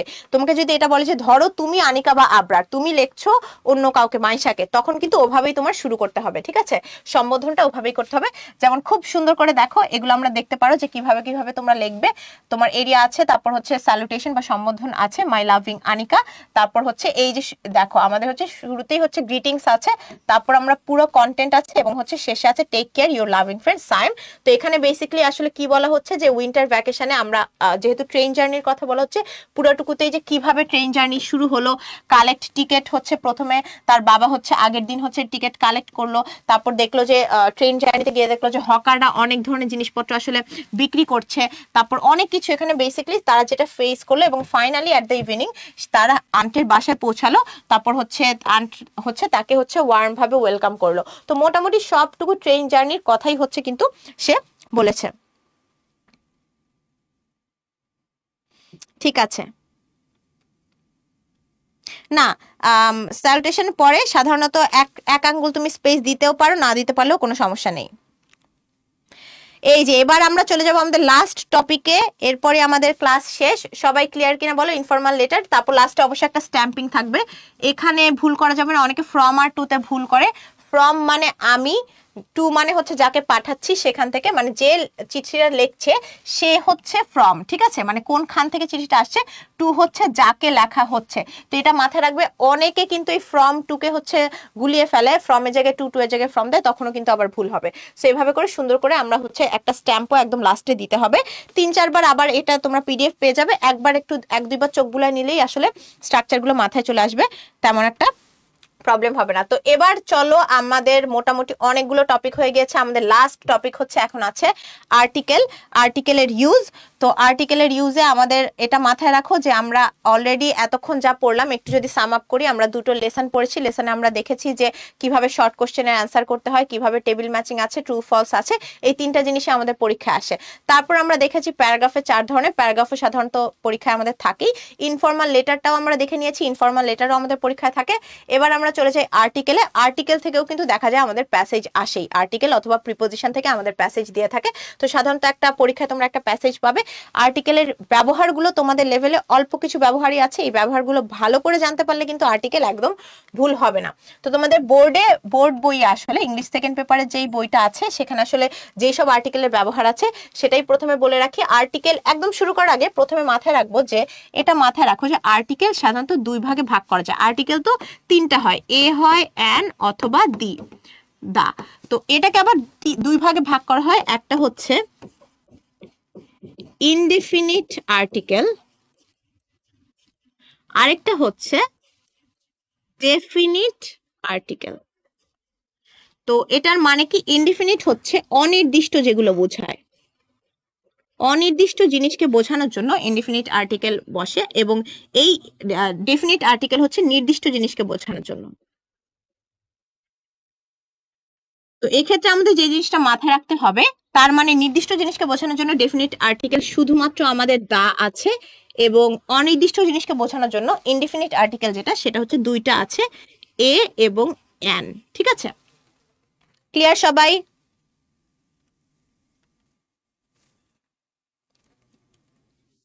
লেটারটা ফাইনালের জন্য বলছি, ফাইনালে যখন লিখবে লেটারটা চেষ্টা করবে যে পরপর 2 পেজ যখন থাকে না, মানে এক পেজ যখন খুলবে, এ পাশে এক পেজ, এ পাশে এক পেজ, তখন এ পাশ থেকে শুরু করে তুমি সুন্দর করে এ পাশের হাফ পর্যন্ত লিখে লাস্টে একটা স্ট্যাম্প, এরকম কন্টেন্ট একদম পারফেক্ট। এভাবে করে হচ্ছে 2 পেজে সুন্দর করে, 2 পেজ হচ্ছে দেখা যায় এরকম 2 পেজে সুন্দর করে লিখবে। ঠিক আছে,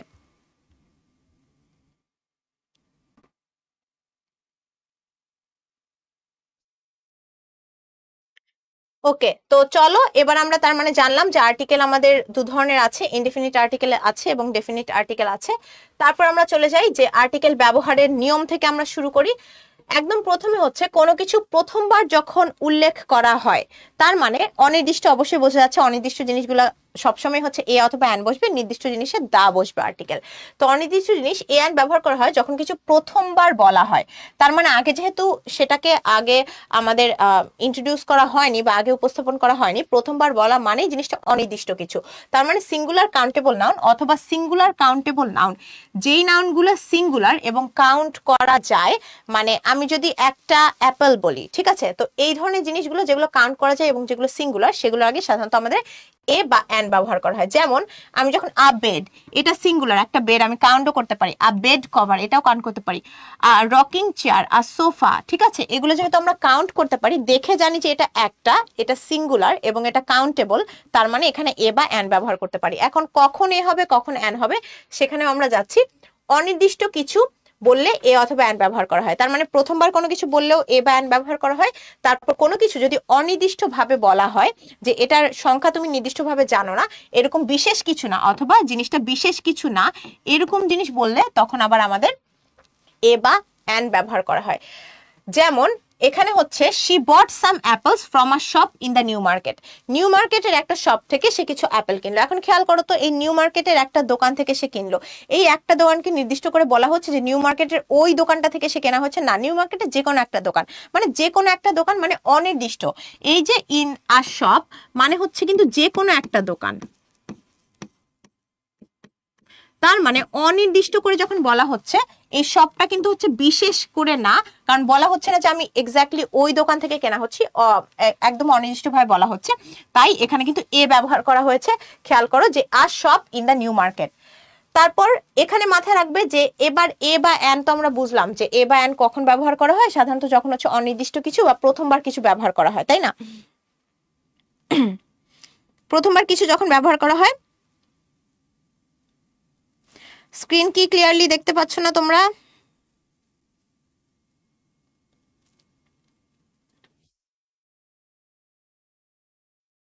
আচ্ছা, তো আমরা বুঝতে পারলাম প্রথমবার উল্লেখ করলে বা অনির্দিষ্ট করে যখন কোনো কিছু বলা হয়, তখন হচ্ছে আমাদের এ বা অ্যান থাকবে। এবার এ কখন বা অ্যান কখন, স্পেসিফিক ভাবে যদি এই দুইটাকেও আলাদা করি, এই দুইটা কখন বসবে? তো প্রথম কথা হচ্ছে কনসোনেন্ট যখন থাকবে, কনসোনেন্ট যখন থাকবে তখন কিন্তু আমাদের সাধারণত কনসোনেন্ট সাউন্ডের আগে আমাদের এ বসবে, এবং ভাওয়েল যখন থাকবে অ্যান বসবে। ভাওয়েল কোনগুলা? এ, ই, আই, ও, ইউ, এই পাঁচটাই হচ্ছে আমাদের ভাওয়েল। এই যে দেখো, খেয়াল করো, সুন্দর করে দেওয়া আছে, এটা খুবই ইম্পর্টেন্ট। ভাওয়েল সাউন্ড মানে এই পাঁচটা যখন থাকবে, এই পাঁচটা থাকলে তার আগে সবসময় অ্যান ব্যবহার হবে, খুবই গুরুত্বপূর্ণ। এই পাঁচটা থাকলে অ্যান, এই পাঁচটা ছাড়া বাকি সবকিছু কনসোনেন্ট, তখন কিন্তু আমরা শুধুমাত্র এ ব্যবহার করব।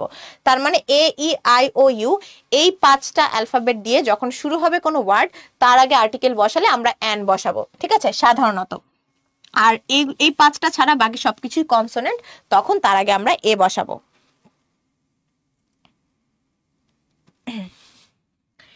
তারপর খেয়াল করি, যেমন আ ডগ, আ কার, ঠিক আছে, এ, ডি, ডি কিন্তু ডি আছে, সি আছে, তাই এ বসেছে। অ্যান অ্যাপেল, এখানে খেয়াল করো, এখানে এ, ই, আই, ও, ইউ থাকলে তার আগে কিন্তু অ্যান বসবে, তো এখানে এ দিয়ে শুরু হয়েছে যেহেতু অ্যাপেল ওয়ার্ডটা, তার আগে কিন্তু অ্যান বসেছে। এলিফ্যান্ট, এলিফ্যান্ট হচ্ছে ই দিয়ে শুরু হয়েছে, যার কারণে কিন্তু আমাদের অ্যাগেইন অ্যান বসেছে। তার মানে খেয়াল করো কি কিসের আগে আমাদের বসছে, যখন জিনিসটা শুধুমাত্র কনসোনেন্ট সাউন্ড তার আগে এ, কিন্তু যখন জিনিসটা ভাওয়েল সাউন্ড আসছে তখন কিন্তু তার আগে আমাদের অ্যান বসছে। এই জিনিসটা অবশ্যই খেয়াল রাখতে হবে, কারণ এই ধরনের কোশ্চেনই কিন্তু আমাদের সাধারণত আসে। তারপর ইউ এর আগে এ ব্যবহার, এখানে এবার আবার আসবে একটা ব্যতিক্রম ধর্মী নিয়ম। আমরা তো জানি ভাওয়েলের আগে সাধারণত আমাদের বসবে অ্যান, কনসোনেন্টের আগে বসবে আমাদের এ, কিন্তু ভাওয়েল আমাদের তো U, A E I O U, মানে ইউ তো হচ্ছে আমাদের ভাওয়েলেই যায়, তার মানে ইউ এর আগে সাধারণত অ্যানই বসবে। কথা হচ্ছে ইউ এর আগে অ্যানই বসবে, কিন্তু ইউ এইটার উচ্চারণ যদি ইউ এর মতো হয়, মানে ইউ ইকুয়ালস টু যদি ইউ এর মতো উচ্চারণ হয়, ঠিক আছে, তখন আমাদের কিন্তু আবার বসবে এ বসবে। আমরা এক্সাম্পল দিই, যেমন হচ্ছে ইউনিভার্সিটি, এখানে কিন্তু ইউ দিয়ে আ উচ্চারণ হচ্ছে না, ইউ দিয়ে যখন আমরা হয় তখন কিন্তু উচ্চারণ হচ্ছে না, ইউ দিয়ে উচ্চারণ হচ্ছে, তার মানে আ দিয়ে না উচ্চারণ হয়ে এটার উচ্চারণ কিন্তু ইউ এর মতো হচ্ছে, যার কারণে এখানে কিন্তু এ বসেছে, অ্যান বসেনি। তার মানে যদি সাম আপ করি, ভাওয়েলের আগে তো সবসময় অ্যান বসে, কিন্তু ভাওয়েল হিসেবে ইউ তো আসলে ভাওয়েল, কিন্তু ইউ এর উচ্চারণ যদি ইউ এর মতোই হয় তখন কিন্তু তার আগে আবার আমাদের এ বসবে। যেমন এখানে কিন্তু অ্যান ইউনিভার্সিটি না বসে এ ইউনিভার্সিটি বসেছে, কারণ এটার উচ্চারণ কিন্তু ইউনিভার্সিটি, মানে ইউ দিয়ে শুরু হয়। ঠিক আছে, ক্লিয়ার কিনা সবাই বলো তো? এটাই last topic.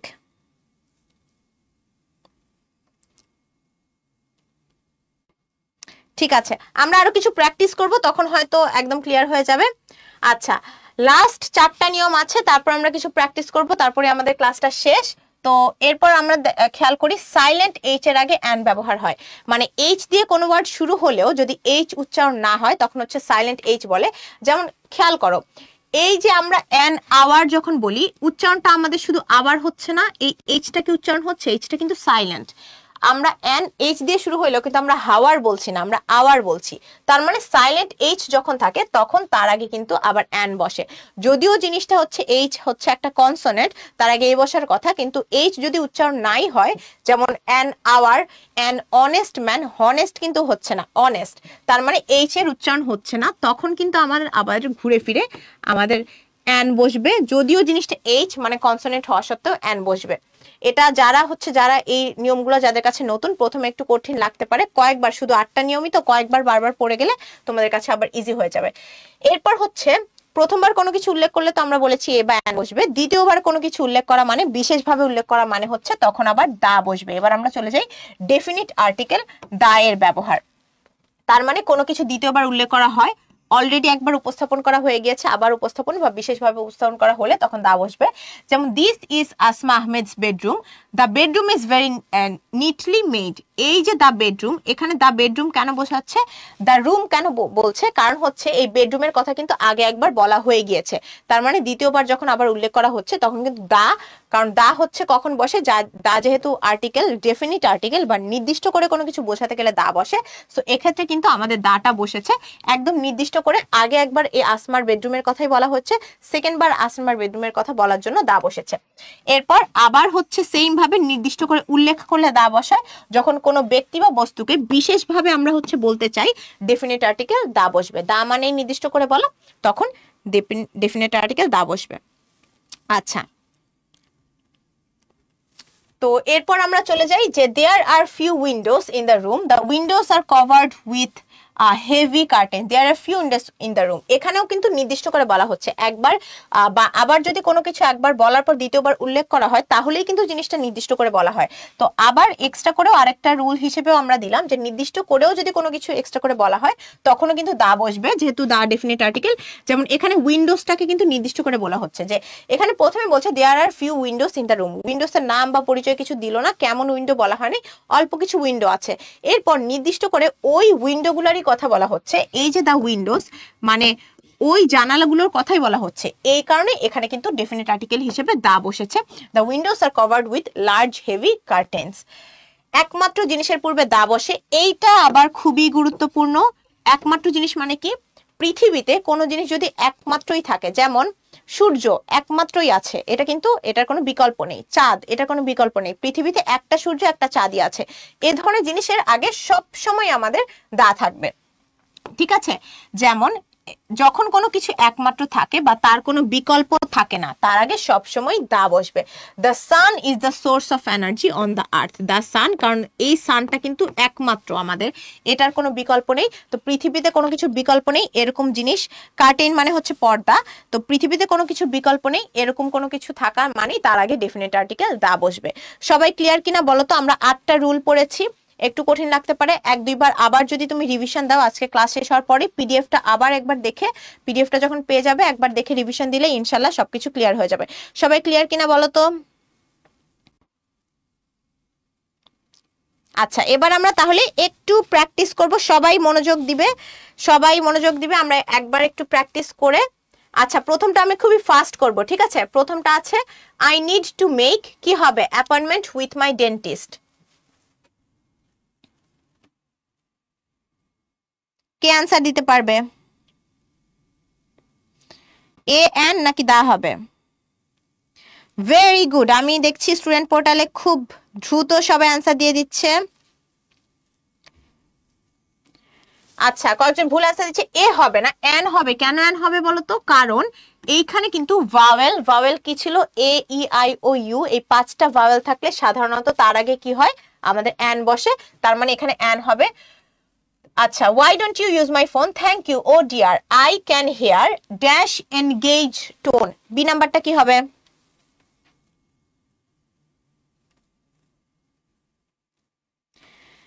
Very good, B নাম্বারটাও অ্যান হবে। কেন অ্যান হবে? অ্যাগেইন আমাদের এ ই আই ও ইউ, এগুলো তো আমাদের ভাওয়েল, ভাওয়েল থাকলে তার আগে অ্যান বসবে। এই যে এনগেজড, এখানে এ আছে, এখানে ই আছে, এখানেও কিন্তু এ এ ছিল, যার কারণে অ্যান বসেছে। প্রথম দুইটাই অ্যান হবে।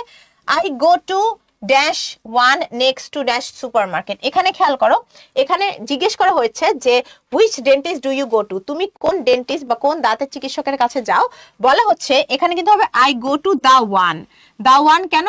আমাকে বলা হচ্ছে যে তুমি কোনখানে যাও, তখন কিন্তু আমি নির্দিষ্ট করে বলছি যে আমি ওই জায়গায় যাই। The one next to the supermarket. এই সুপারমার্কেটের মানে এই সুপারমার্কেটের সাথে যেইটা আছে সেটাতেই আমি যাই, মানে সুপারমার্কেট কেউ নির্দিষ্ট করে বলছে এবং আমি কোনটাতে যাই সেটাও নির্দিষ্ট করে বলছে, দুইটাই কিন্তু দা হবে। অন তাজমহল রোড, এখানে কিন্তু আবার আমাদের কোনো আর্টিকেল বসবে না। এক্সাম হলে যখন আসবে তখন কিন্তু তোমাদের সাধারণত দেয়া থাকবে যে এ এন অথবা দা দিবে, এবং এটা কোনো কিছুই না হলে তখন একটা ক্রস চিহ্ন দিবে, অথবা অনেক ক্ষেত্রে নো আর্টিকেল লিখতে হয়। তো মেইন কথা আমাদের বেশিরভাগ ক্ষেত্রে ক্রস চিহ্নই দিতে বলে। তো এখানে হচ্ছে এই যে যেমন পুটা ক্রস, তো এখানে হচ্ছে আমাদের যেহেতু কোনো আর্টিকেলই বসবে না, কারণ এখানে কিন্তু তাজমহল রোড, একটা তাজমহল রোডকে তো গোনা যায় না, কাউন্টেবল তো এভাবে গোনা যায় না। এবং হচ্ছে এ এন যেহেতু বসবে না, এখানে দা হিসেবেও কিন্তু নির্দিষ্ট করে বলছে না, যার কারণে এখানে কিন্তু আমাদের রোডের আগে কোনোটাই হবে না। আচ্ছা, এরপর খেয়াল করি হাউ ইজ হি, মানে ওই ডেন্টিস্টটা কেমন, বলছে হি ইজ, কি হবে বলতো? এক্সিলেন্ট। তার আগে কি হবে? ফেসবুকে দেখছি অনেকেই অ্যান্সার দিচ্ছে। সাজি আফরিন অ্যান্সার দিচ্ছে, সঙ্গীতা সরকার অ্যান্সার দিচ্ছে, ধন্যবাদ সকলকে। স্টুডেন্ট পোর্টালে অনেকে অ্যান্সার দিচ্ছে, মাহির, রিদওয়ান, তানিশা অ্যান্সার দিচ্ছে। তার মানে he is an excellent. Again কেন? এখানে কিন্তু আমাদের ই আছে, এ ই আই ও ইউ, ভাওয়েলে থাকলে তার আগে অ্যান বসবে। You hardly feel any pain when he pulls out tooth, এখানে কি হবে বলতো? জি, জি নাম্বার কি হবে? এখানে কিন্তু এ হবে, পুলস আউট আর টুথ, মানে তুমি হার্ডলি কোনো হচ্ছে ব্যথা পাও যখন সে একটা দাঁত টেনে বের করে, যেহেতু টুথ আছে, টিথ নেই, টুথ মানে হচ্ছে দাঁত, একটা দাঁতের কথা বোঝাচ্ছে, এ হবে। Could I have telephone number of your dentist, কি হবে বলো তো? এখানে লাস্টটা কি হবে?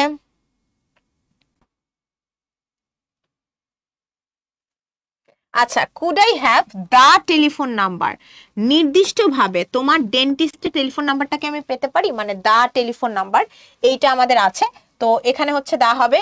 এটাও তোমাদের একটা স্যাম্পল যে তোমাদের আসলে প্রশ্নগুলো কেমন আসবে, এরকম আসতে পারে অথবা এরকম ভাবেই আসবে, কিন্তু একটা প্যাসেজ আকারে আসবে, ঠিক আছে? তো সাধারণত এভাবে আমাদের একটা কোশ্চেন চলে আসে, সেগুলো খেয়াল রাখবে। এক্সারসাইজ 2 তোমাদের জন্য হোমওয়ার্ক। কেন হোমওয়ার্ক দিয়েছি? কারণ এটা বাসায় নিজেরা সৎ থেকে করবে, পরে কিন্তু অ্যান্সার অলরেডি তোমাদের জন্য প্রোভাইড করেই রেখেছি, তো নিজেরা করে দেন করবে। একদম লাস্ট এক্সারসাইজ, এটা খুব দ্রুত 2 মিনিটের মধ্যে সবাই অ্যান্সার করবে, এটা করেই আমরা আজকে শেষ। এবং আগেরটা যেটা বলেছি এটা কিন্তু অ্যান্সার অলরেডি, এক্সারসাইজ 2 এর অ্যান্সার আমি দিয়ে রেখেছি, তোমরা বাসায় নিজে থেকে আগে করার চেষ্টা করবে, করার চেষ্টা করার পরে কিন্তু অ্যান্সার মিলাবে, ঠিক আছে? নিজে একদম সৎ থেকে। আচ্ছা, এগের আগে কি বসবে? ভেরি গুড, এটা খুবই ইজি। ঠিক আছে, অ্যান এগ, এগের আগে কিন্তু আমাদের কি বসবে? অ্যান। বোঝাই যাচ্ছে এগের আগে আমাদের অ্যান বসবে। তারপর বাসের আগে কি বসবে?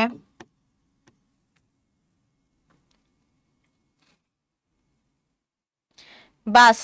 এখানে এ বা অ্যান যে কোনো একটা দিয়ে ফিল আপ করতে হবে। মাসুদ রানা অ্যান্সার দিয়েছে, শারালি, বাহাউদ্দিন, আমি ফেসবুকেও দেখছি সকলে অ্যান্সার দিচ্ছে, ধন্যবাদ সকলকে। স্টুডেন্ট পোর্টালে অনেকে একদম সবগুলোর অ্যান্সার একসাথে দিয়ে দিয়েছে, ধন্যবাদ। আচ্ছা, তো অ্যান এগ, বাসের আগে শুধু এ বাস বসবে যেহেতু এখানে কনসোনেন্ট আছে, এখানে হচ্ছে ভাওয়েল ছিল। লেমনের আগে যেহেতু এখানে কনসোনেন্ট আছে আর লেমন বসবে। শিপের আগেও আমরা কনসোনেন্ট দেখতে পাচ্ছি আর শিপ বসবে। র্যাবিটের আগেও হচ্ছে আর র্যাবিট বসবে। ইউনিফর্মের আগে কে পারবে বলো তো ইউনিফর্মটা?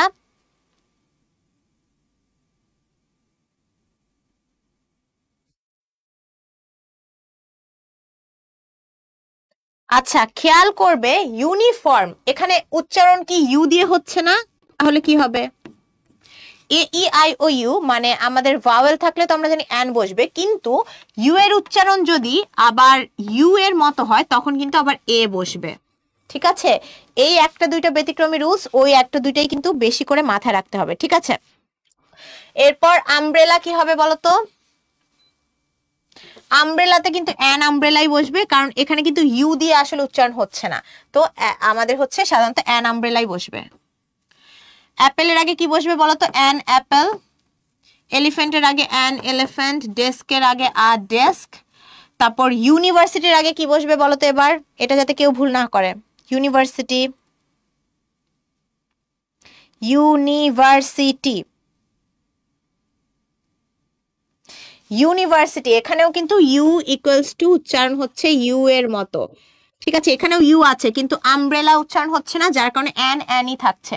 কিন্তু যখন ইউ এর উচ্চারণ ইউ এর মতো হয় তখন আবার ভাওয়েল হলেও অ্যান না বসে এ বসবে, আ ইউনিভার্সিটি। ঠিক আছে, অরেঞ্জ কি হবে? অরেঞ্জ যেহেতু A E I O U, an orange. Clear সবাই? সকলকে অসংখ্য ধন্যবাদ এতক্ষণ এত সুন্দর করে যুক্ত থেকে এবং কমেন্ট সেকশনে সব জানানোর জন্য। আজকে তোমাদের ক্লাস 6 এর লাস্ট ক্লাসটা ছিল।